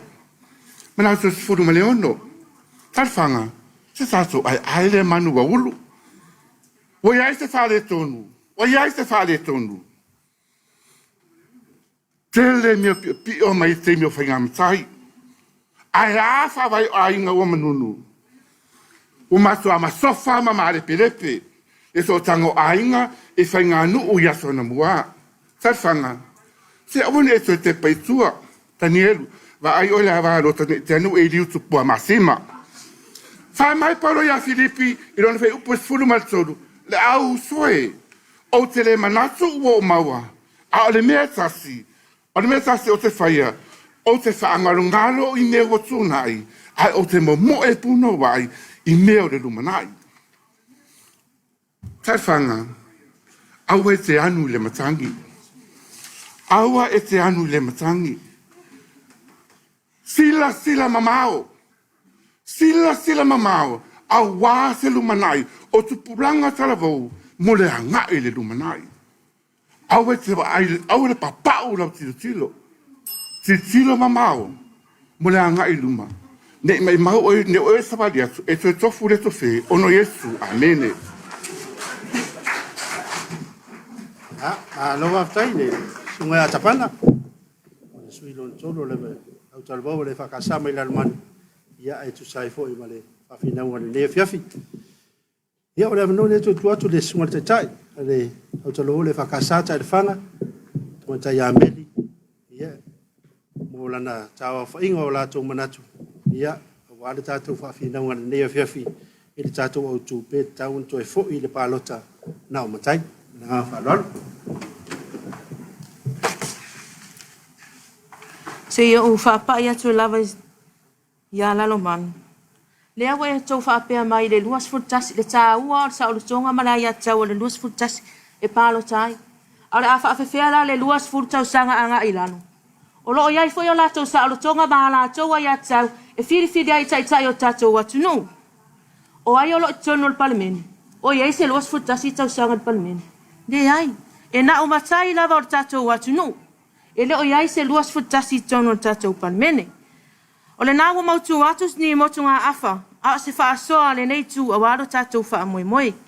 Tauina ia whae e le tau, ma wha au whangata i pāla laua. A tonu lava e wha atupu manatu, le tō whao nai o tātou taitai. Ma tau a wanga mea ina airo tātou langa i mea sili, a wāse sā moa fi le mū ma manuia. O papo lenga ma manunga o ta e whanga. Ne i o tātou uta whanga loa i la ia te tau matu la whonu, e whai a tā whiwhilinga mwha i unga whai. A o tua o pata tua o nei suinga ma le ofi mai o le ai atsau, a ve sea le mamalu o le atua, a e tātou tiu i wa au mala. O le tātou tue tu i tino lea masa i la, e pei o le tinati ngā, a ua tātou le wa o le li. O le mātou whapea lea ma le nganga wha alo alo, tau ina whātātai vai o tu fua so mātou vai vainga, o na whai lea o lo fina ngalo. Tātou tue fo i la tā wha amatai, ma pā lota na o matai. O na tū mau leo le file mū, to a mālie, ma le mamalu o le tātou Samoa. Tupulango tama mateine, lalo manu, le pa ia o nei au fia. Awane i ngalo, e iailo tai au a tapana manai tū. E fotu pule fo ilo o tau tai au manino, a ua lao le malae mo o tau. Whai mai to ilolo i so na usa tū, ofe o tupu i vāu. O au nei, ai a oe tai au. O se ata whale a unga lava mai ana mua, o le whale o matai. Ia e manatua, o lawa i atatau, ua na o se mea whaapale mata, ai whaatupu mala. O le mafua angale nao sa mātou tu alalo. To e sa saa le whawhau, to e whai tau tasi ane lava, pe moni wa atoa tupe le tau la funga, nei o tase e tia le Somalia o le tupe matala wha ole ole, ai ama i opa ia mauma malu e wha aufinga tā. To e sa saa pea le whawhau, ma ia sa saa wha aoti le tofa e pei ona whai e le whai mea. Tu matua le whautanga lo loso, o inai lo ai de tangata poto. Nei vale tu lima le aso, ona sele futia leo sa moa a tai au. Fai mai la sa wha tu funganga, aua te tanga i le laua manu. Ai sila to ai le wha muli o atu. E toi wha pea atu ai ma le wha alo alo. Ua tatsau ona tatou toi foi i le pālota na o matai, o le paia le nama le mamalu. E tu matila ai le ngaluenga paia le atua. Lea e a pepele i lo fina ngalo. E fatu mawina i pea lo matou lango ina le autu ua filifilia. Ia manu ia tele le Christmas ma tau sanfo soifua. Ya, paftai mili. Ya, ora vano mulumuli e, fina atu i le. Tai ala utala vo le fakasama le manu tamatai o malama. Ya, mo le tau fainga o lato manatu. Ya, e sanga fa mo tu nei pel lato. Mori mai i le tato o tu le ne fiafi.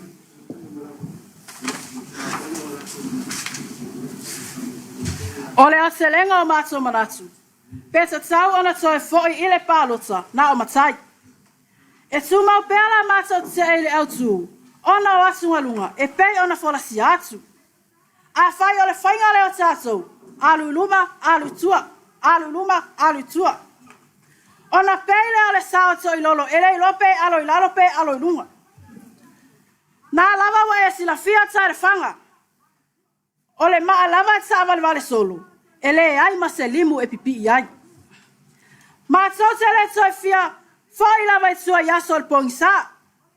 A le wasu sulu mai le mala malama o le atua. Waia au mai a lea whainga, matanga o fia e laua tasia, maamana i ai tangata uma. Walea toi ai se tusi lima. Walea toi ai se tau mia. Walea toi ai se manatu whaapito. Walea toi ai se wa ai mawalalo. A wa ai atu tusa maanga waa tangata uma. Ina ua pālota le lua se fulu tasia nga ilunga. O le tā ua lea o le universal suffrage. Ua tatou whao ngā ina. O mea sa whaanu lume, ma whaa lilo i le pongisa. Ua au mai uma i le mala malama. Ma ua leo toi ali a e whainga pio. E pei ona iai mua. Whai o le matai pālota. Ai le ai sa maunotanga i le nuu. Ma le e ka le sia. O ia wha vai. Wha o le mamalu o mea sina a inga manu.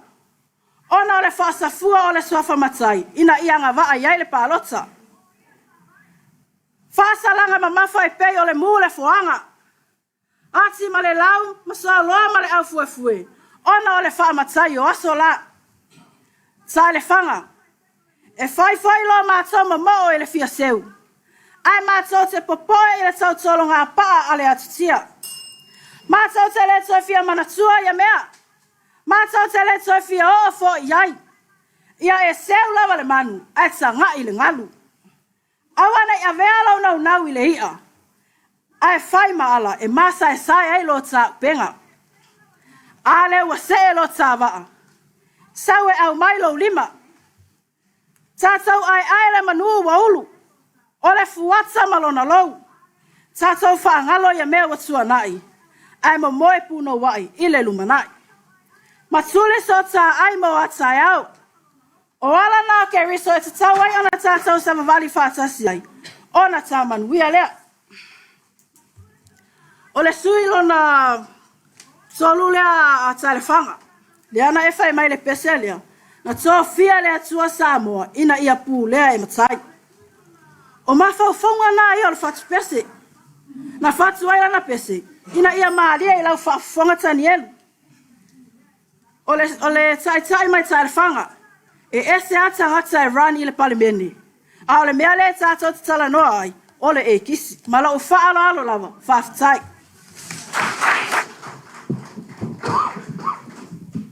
Whaftai mo tātou whawhinaunga lia whiawhi. Ia, moli le ngā whaftai tele. Ia utala vau e lua. Ia, e tusai fwoi mo le tātou whawhinaunga lia whiawhi. Ia, wai awa ni whawamsino. Ia, matamatai whawamsino. Ia, whaiunga le tātou whawhinaunga. Ai po le ala wale tūlanga e o iai. Ia, a lea wai iai lau sau. E le tātou au tū le lia whiawhi. E fiso soani fwoi lau whai tūla whono.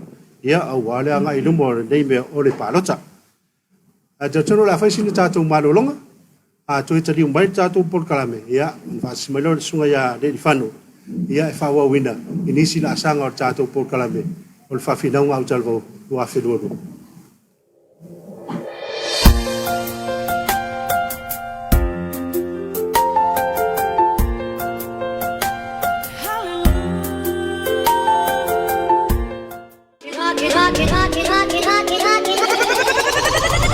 Let's go now. Rock it up.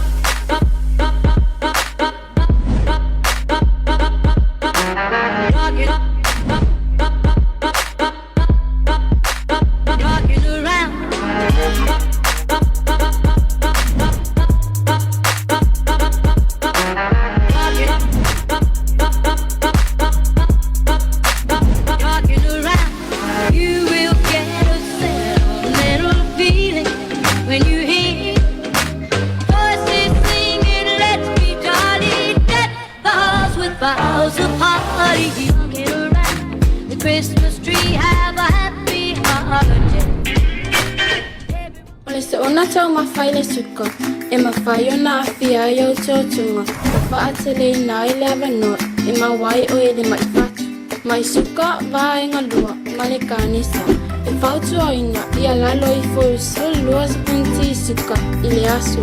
O vai inu soa malie, o se tasi leo awala e whaingofi, o na tātou tau mawhai suka. E whai titia nei loa le inga vai soa malie. E pēs dale vai.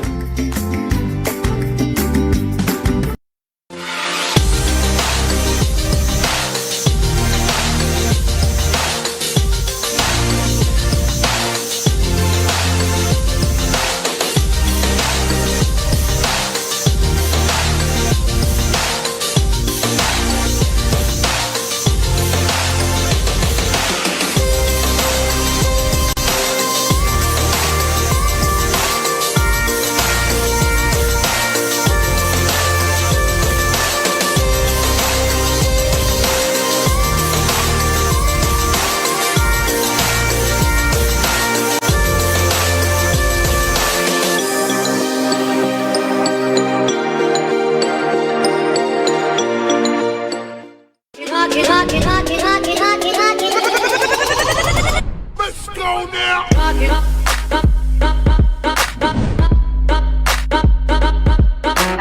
Rock it up. Rock it around.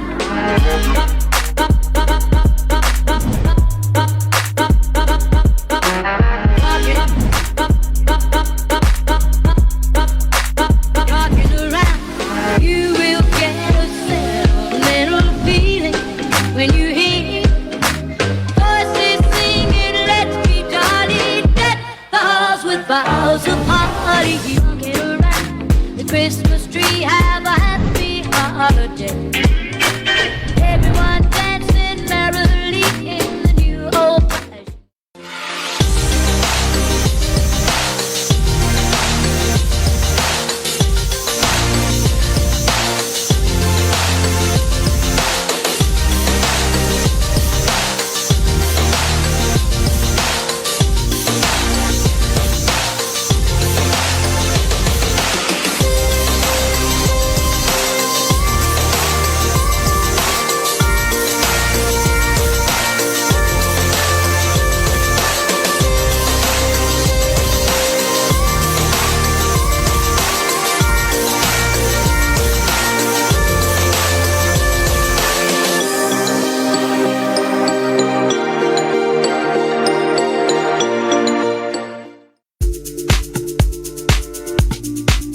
The Samoa Energy sector is pleased to announce the first ever Samoa Energy Week from the 28th of November to the 2nd of December 2022 with the theme Sustainable Energy Transition Enhanced. The 5-day event is a joint effort among the key stakeholders to bring in energy experts and champions from all over Samoa as well as the region to exchange knowledge and ideas on successful energy transitioning. The Samoa Energy Week ceremony will be opened by the Honourable Minister of Energy, the Honourable Mulipola Anarosa Ale Molioo, who is also the Madam Chair for the National Energy Coordination Committee. All energy stakeholders and development partners are invited to celebrate the end of the 5-year sector plans and activities from 2017 to 2022. The program will include an update from the sector coordinator to be followed by the energy sector review and the energy stakeholders costumes competition. The forum invites energy champions, experts and development partners from all over Samoa and the region to share knowledge and experiences and to participate in a networking session divided into 3 sessions. 1. Climate landscape. 2. Sustainable energy investment opportunities, and lastly, technical assistance and funding opportunities. The third day brings in technicians, shop retailers, custom brokers, and staff to be trained on how to use the best practices on installations of energy-efficient refrigerators and air conditions to protect the ozone layer. The program is coordinated by the Ozone Services, Ministry of Natural Resources and Environment. The fourth day is focused on the petroleum management mandated by the Samoa Petroleum Task Force. This day's program will bring in experts in the petroleum field to discuss the enforcement of transport and energy, to find ways to reduce emissions from the land transport sector, to discuss how petroleum waste management shared from the region, and to re-inform the public on petroleum guidelines, procedure and health, security, safety and environmental standards. There will also be safety demonstrations for service station attendants to be followed by the energy trivia. The Energy Week celebrations is concluded with the commemoration of the Renewable Energy Day, where an inter-ministry competition is held at Mulinu'u next to the sales restaurants from 6:30 a.m. to 11 a.m.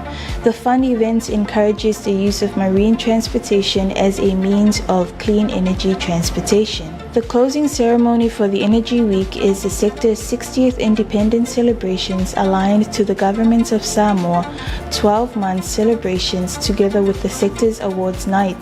The Energy Week 2022 is made possible through the tremendous support from Secretariat for the Pacific Regional Environment Program, Pacific Community through the Pacific Center for Renewable Energy and Energy Efficiency Project, Ministry of Natural Resources and Environment through the Impress Project, Renewable Energy Division, Montreal Protocol Project for Ozone Services, Meteorology Division, and Third National Communication and First Biennial Update Report, Climate Change Division, the Scientific Research Organization of Samoa, Ministry of Police, Prisons and Corrections, the United Nations Development Program, Samoa Fire and Emergency Services Authority, and Ministry of Finance.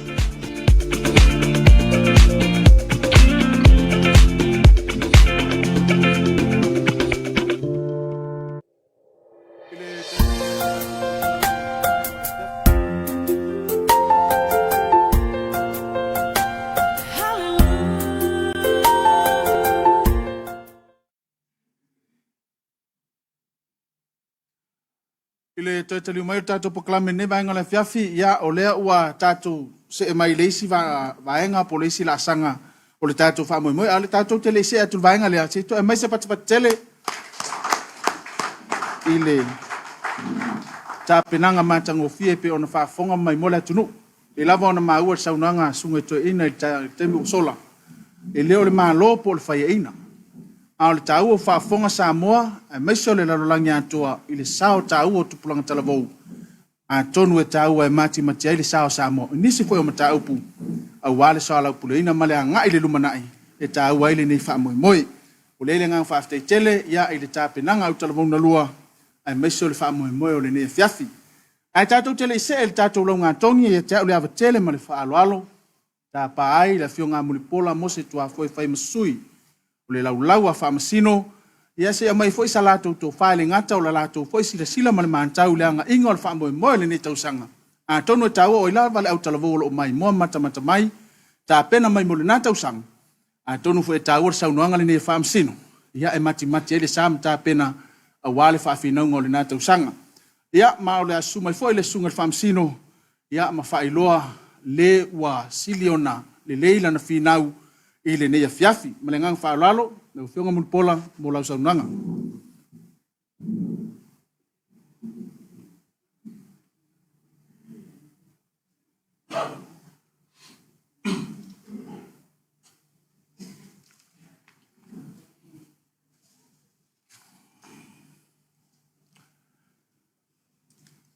Manatul nea fiafi o leo whaai foi tia lolongo le ta seunga le atunu.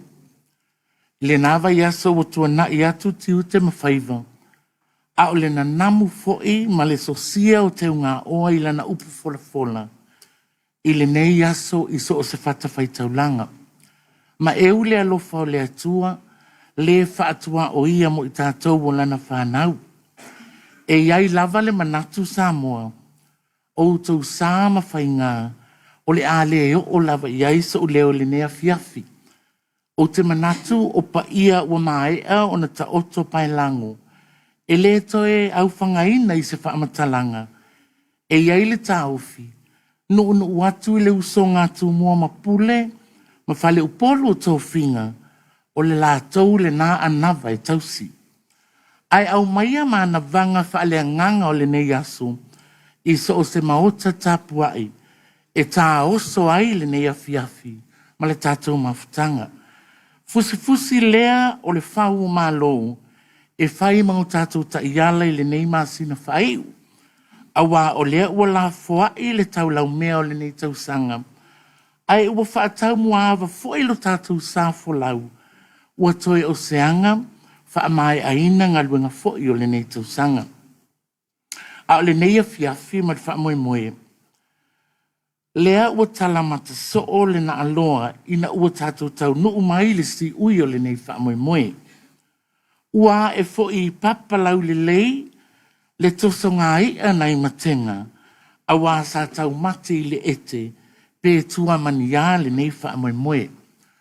Ai whai lo uwha tau waa ma fufonga wha leo o le mātou a inga wha masino le sunga i le whaiwhi au ia le efu pule, wha apea le tama i taisi nia o le ofisa o whainga pālota Samoa, le susunga ia wha awhitai, wha au la tane pa o, e momoli atu le wha mālo, ma le anganga wha awhitai mo sauni uninga uma.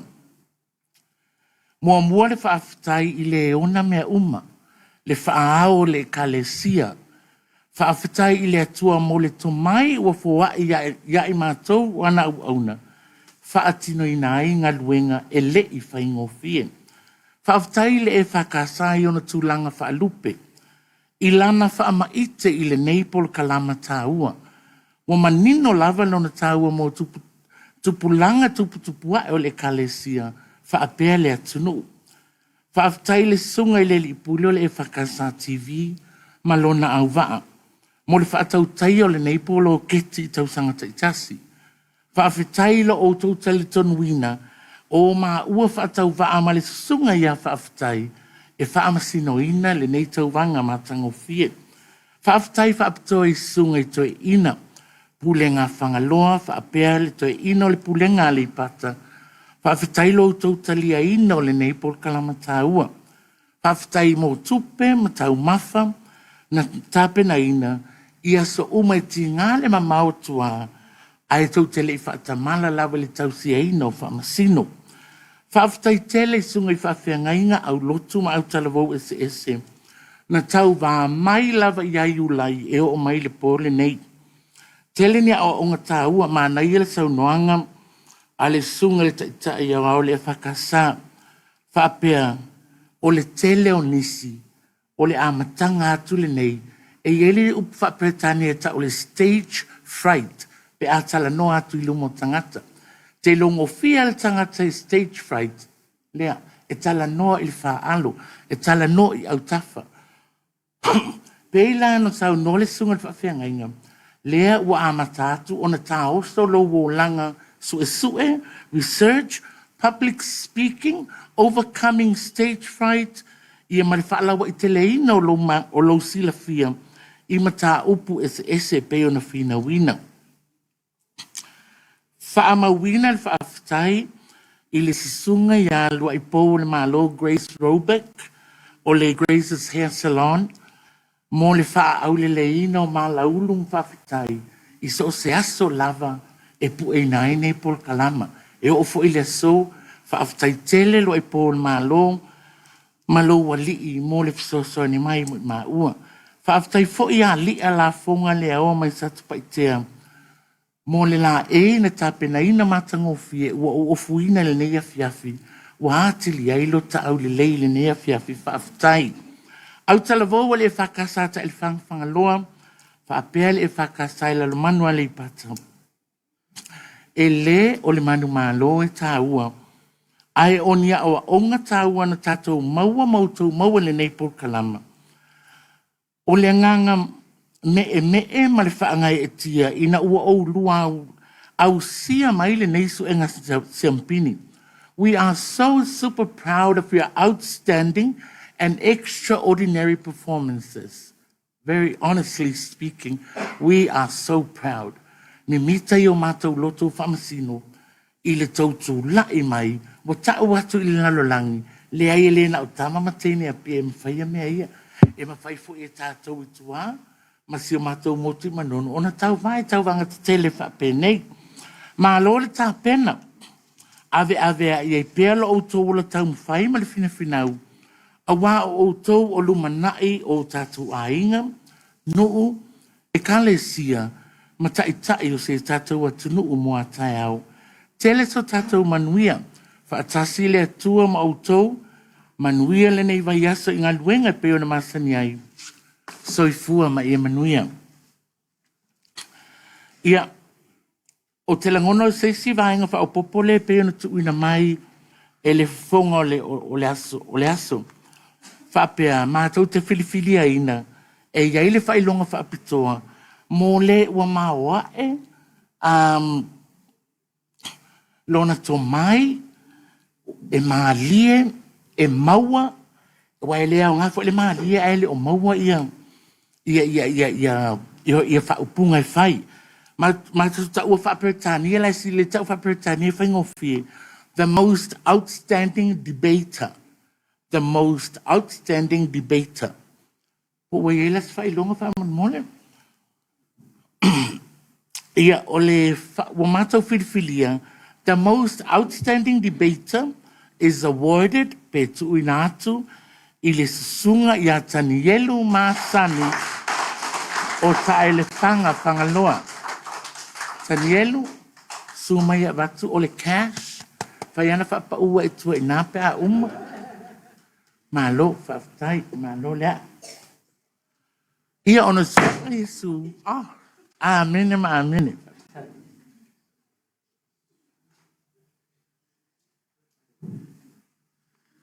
Ia se tau mesi patele. Whaftai lau whionga muripola mo se tua foe whai masui o le lau whaamsino mo le saunanga matango fie. Ia ele ngata o le whaamoe moe o le neipol kalame. Ia mesi foi la auto pito la awele titi le ngang faaftai ma tu lava ina on ta po ai me faatino le por kalame a le mama follow yo tu tau au vatu tu pa ia mo tu mamalu fa masino ina o le nei fa moi ai tatu tele se lo nga tongi mo si la fia na no fa ilo le fa ilonga mo le most outstanding debater ia wa saunia ele falolo fatu anga le pepa fatau a tala oloa e se lauta la fatasi mal fa ilonga tupe tapinaina ele whakasa TV. Ai o la tātou se elo ia tātou a launga tongi. Pe lava ona sila fia ma wa malama tongi au talavou na mawhai o na lautongia mo le nei whaamoe moi. Ai o la tātou a mata mai e lalo. Ia ona tātou whai ua ile tawalunga o au ngau aute o le nei fiafi. Au le ila wina tātou tongi e te au le hava ma le whaaloalo. Tā pā ai lau sunga le teitei whono le komito te mao le kalesia lau sunga to ina stasi ngutime. Su mai matala mai au, si ia tawa o ina tongi, ia mo niso au talavou, ua whaamanu e ina tātou pokalame malengang whaalalo. Se mesi pati.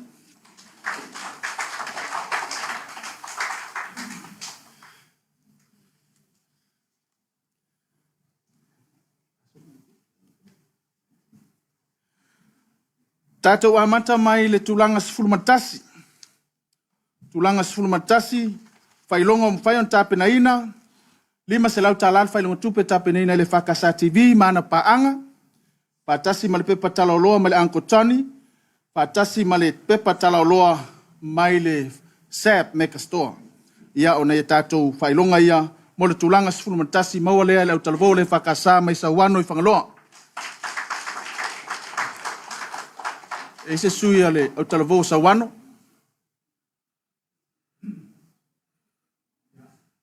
Ya, dia faina.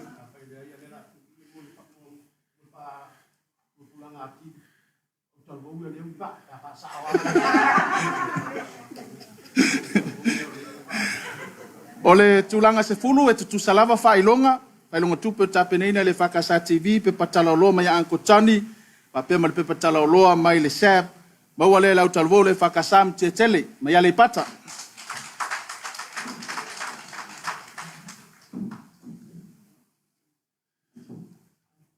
Ilava on fai atu ia ta uolo tu sao mai le fa moi moi. Tulanga iwa, tu sa foi whailonga o i lantou ia na pa u mai le tamusanga ino mai a tamusanga lona lua. Ia o le whailonga tupe foi tapenei nei le Whakasa TV mana pa ngai lima se lau, pe patala o loma ia Uncle Tony, o le pe patala o loma le SAP, maua le lau talvo le Whakasa sa limo musmusu mai whangaloa.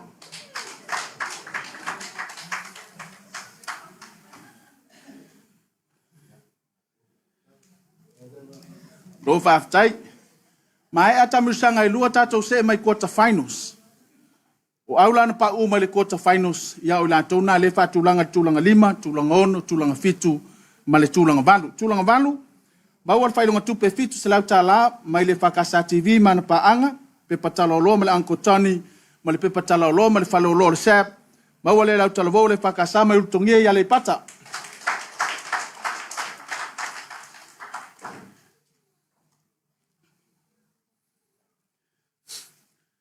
O le tūlanga fitu, tu sa foi whailonga, pe lama on whai atu o le lantou ian pa umaika tātou quarter final, pe patala o loa fitu se lau tā la, o le pe whailonga tu pe fitu se lau tā la me le Whakasa TV mana pa anga, pe patala o loa mai Uncle Tony, pe patala o loa mai SAP, maua le lau talavou le Whakasa ma sina i whangaloa. Ma loa whaaftai, tai lo tu sao tā ua, me sole tā pinanga o le nefa moi moi. Tulanga ono, tu sa foi whailonga, pe lava ona sila i lunga tātou screen, whailonga tupe me le Whakasa TV, pe patala o loa me le Uncle Tony, ma le pe patala o loa me le SAP, maua le lau talavou le Whakasa sa tō me ia le pata.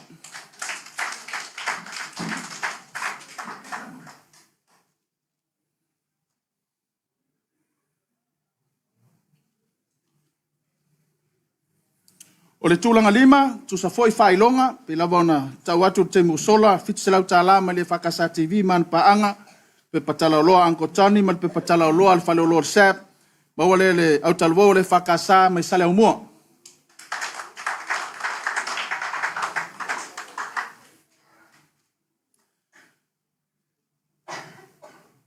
O le tūlanga tolu ma le tūlanga wha, o au talvo ia na pa umai, i le tātou sa ilinga o le semi-finals. Ia e pe ona whaatulanga mai tūlanga tolu, ma le tūlanga wha. O le tūlanga wha, maua le whailonga tupe, e awhi tā la ma le Whakasa TV mana pa anga, o le pepa tala o loa mai le siva afi, ma le pepa tala o loa mai le whale o loa le SAP. Ia, ua maua le lau talavou, ale Whakasa lona masama mea mai whangaloa.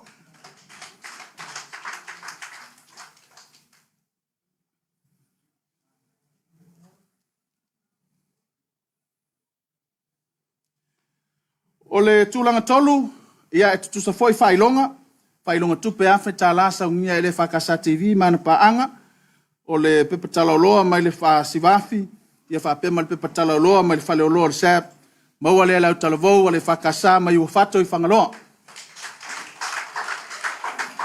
Aftai.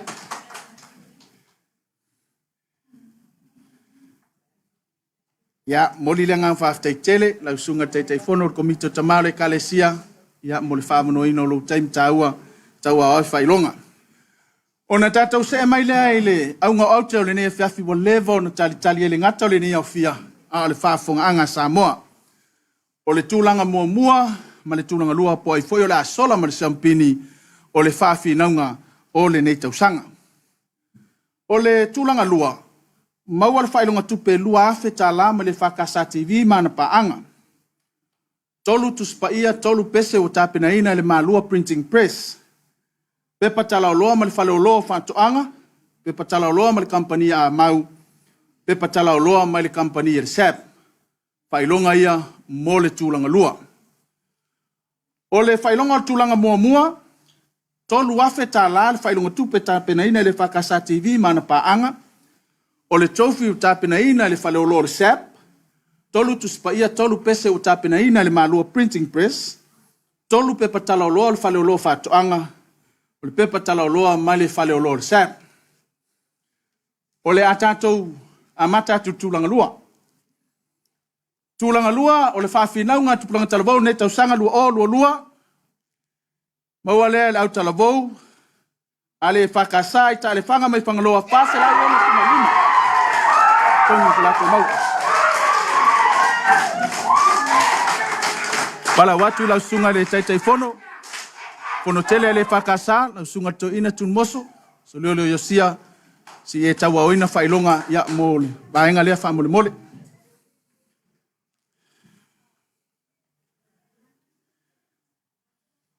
Sumai suyo le. Au talavou tai le whanga.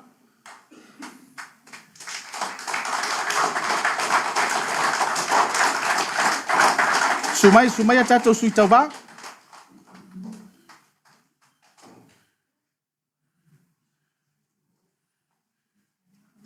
Ma lo le whinau, ma lo le tau, ma lo le whātoatoa.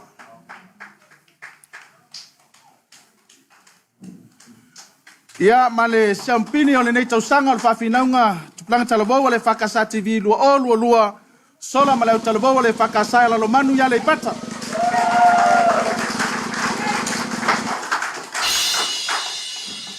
Sumaya.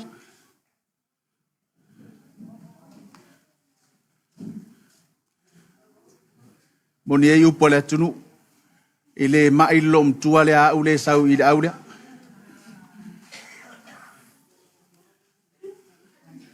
Ma lo whaftai.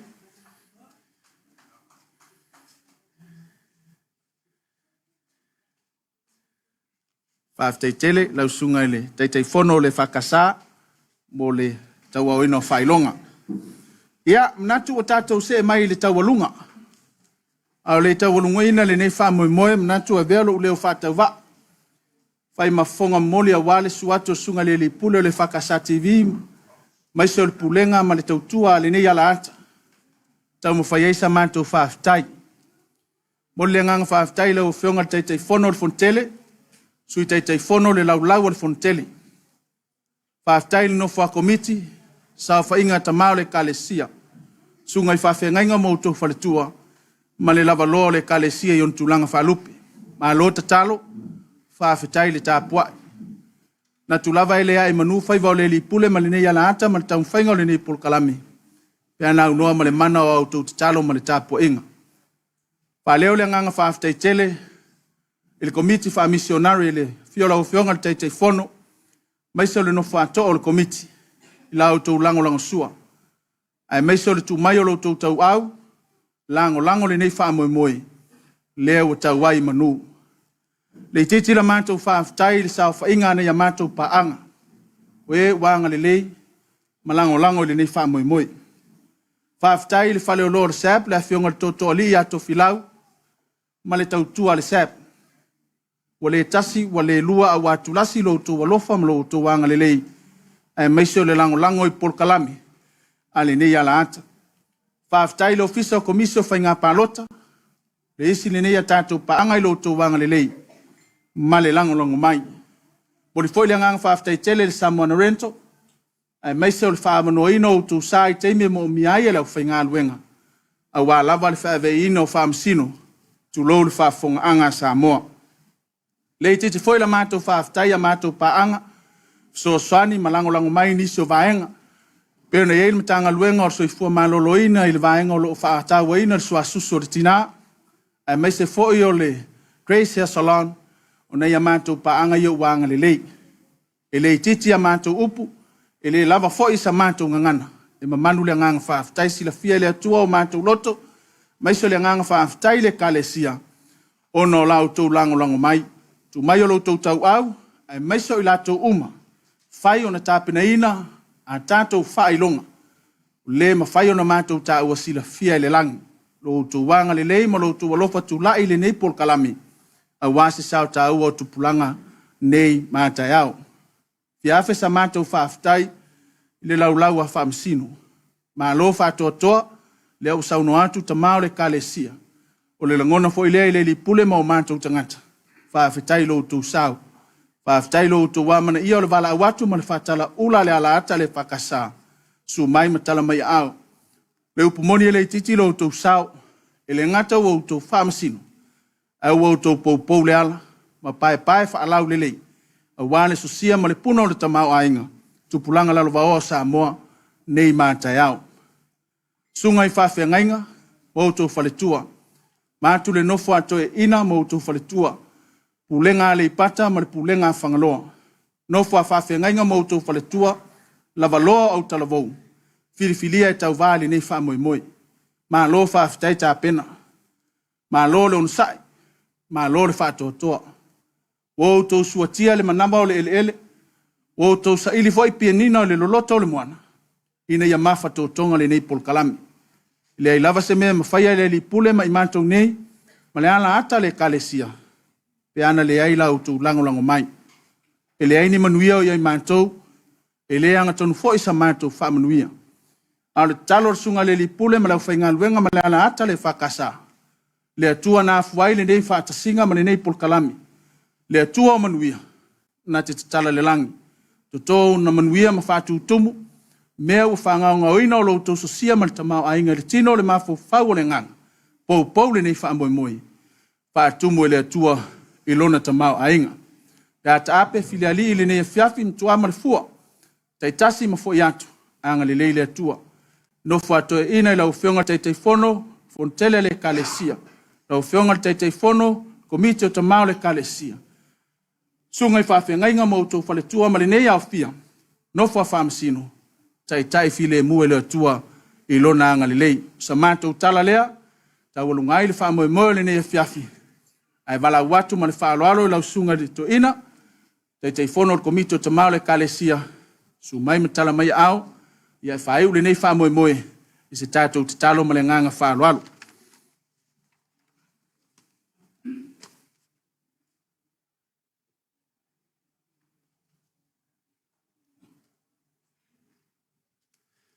Pai le talo.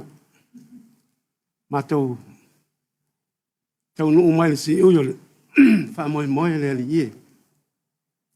Mātou langona lava e te le tuāngi mātou.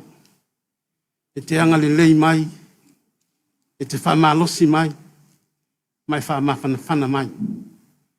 Mātou iai le ungo le whamoe moe, ia vi ia la unga fio. Pai mai vi ingo oe le matai, ai leo le au auna. A o a tiri mai mātou i lo fina ngalo, mai e whailo mai ai mātou. E au la bala. Manuia foi le tāpua inga le kalesia, ia whapea le atunu, nei whamoe moe tā ua. La mātou sa unge te api. Wilo ina i mātou i o manuia. Whamamalu au au iala o le au ia. Tau nuu ma le manuia. Vi ia oelo mātou tamaa. O la mātou ki tālo lea le li ia. Mea o mātou vai vai ai. Pale mai, ma whamangalo mai mātou. Ala lava suafa mamalu o Yesu Keriso, o lo mātou ali, ma lo mātou whaola o mātou ole, ma la awa toi nei lava. Ale manuia ma le file mua oe le atua lo mātou tama. Le lo fasiri o Keriso lo mātou ali, ma le whaola. Le mafitanga mamana ma oea ngā ngasai. Ia tu mai o mātou lunga ma lunga uma o le kale sia ma lau whanau. Nei mai o atu i le whamamau e whamamau lava. Amen. Aftai.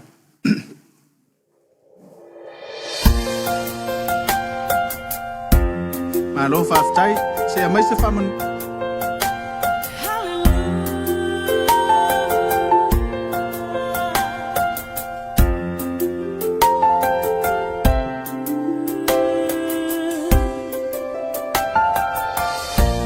Hallelujah, Hosanna.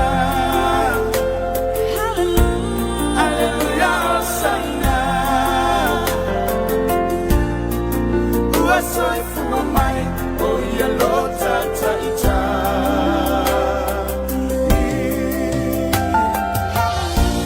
Alleluia, Hosanna. Alleluia, Hosanna. Oh ia le Mesia, e tu pulea na palo.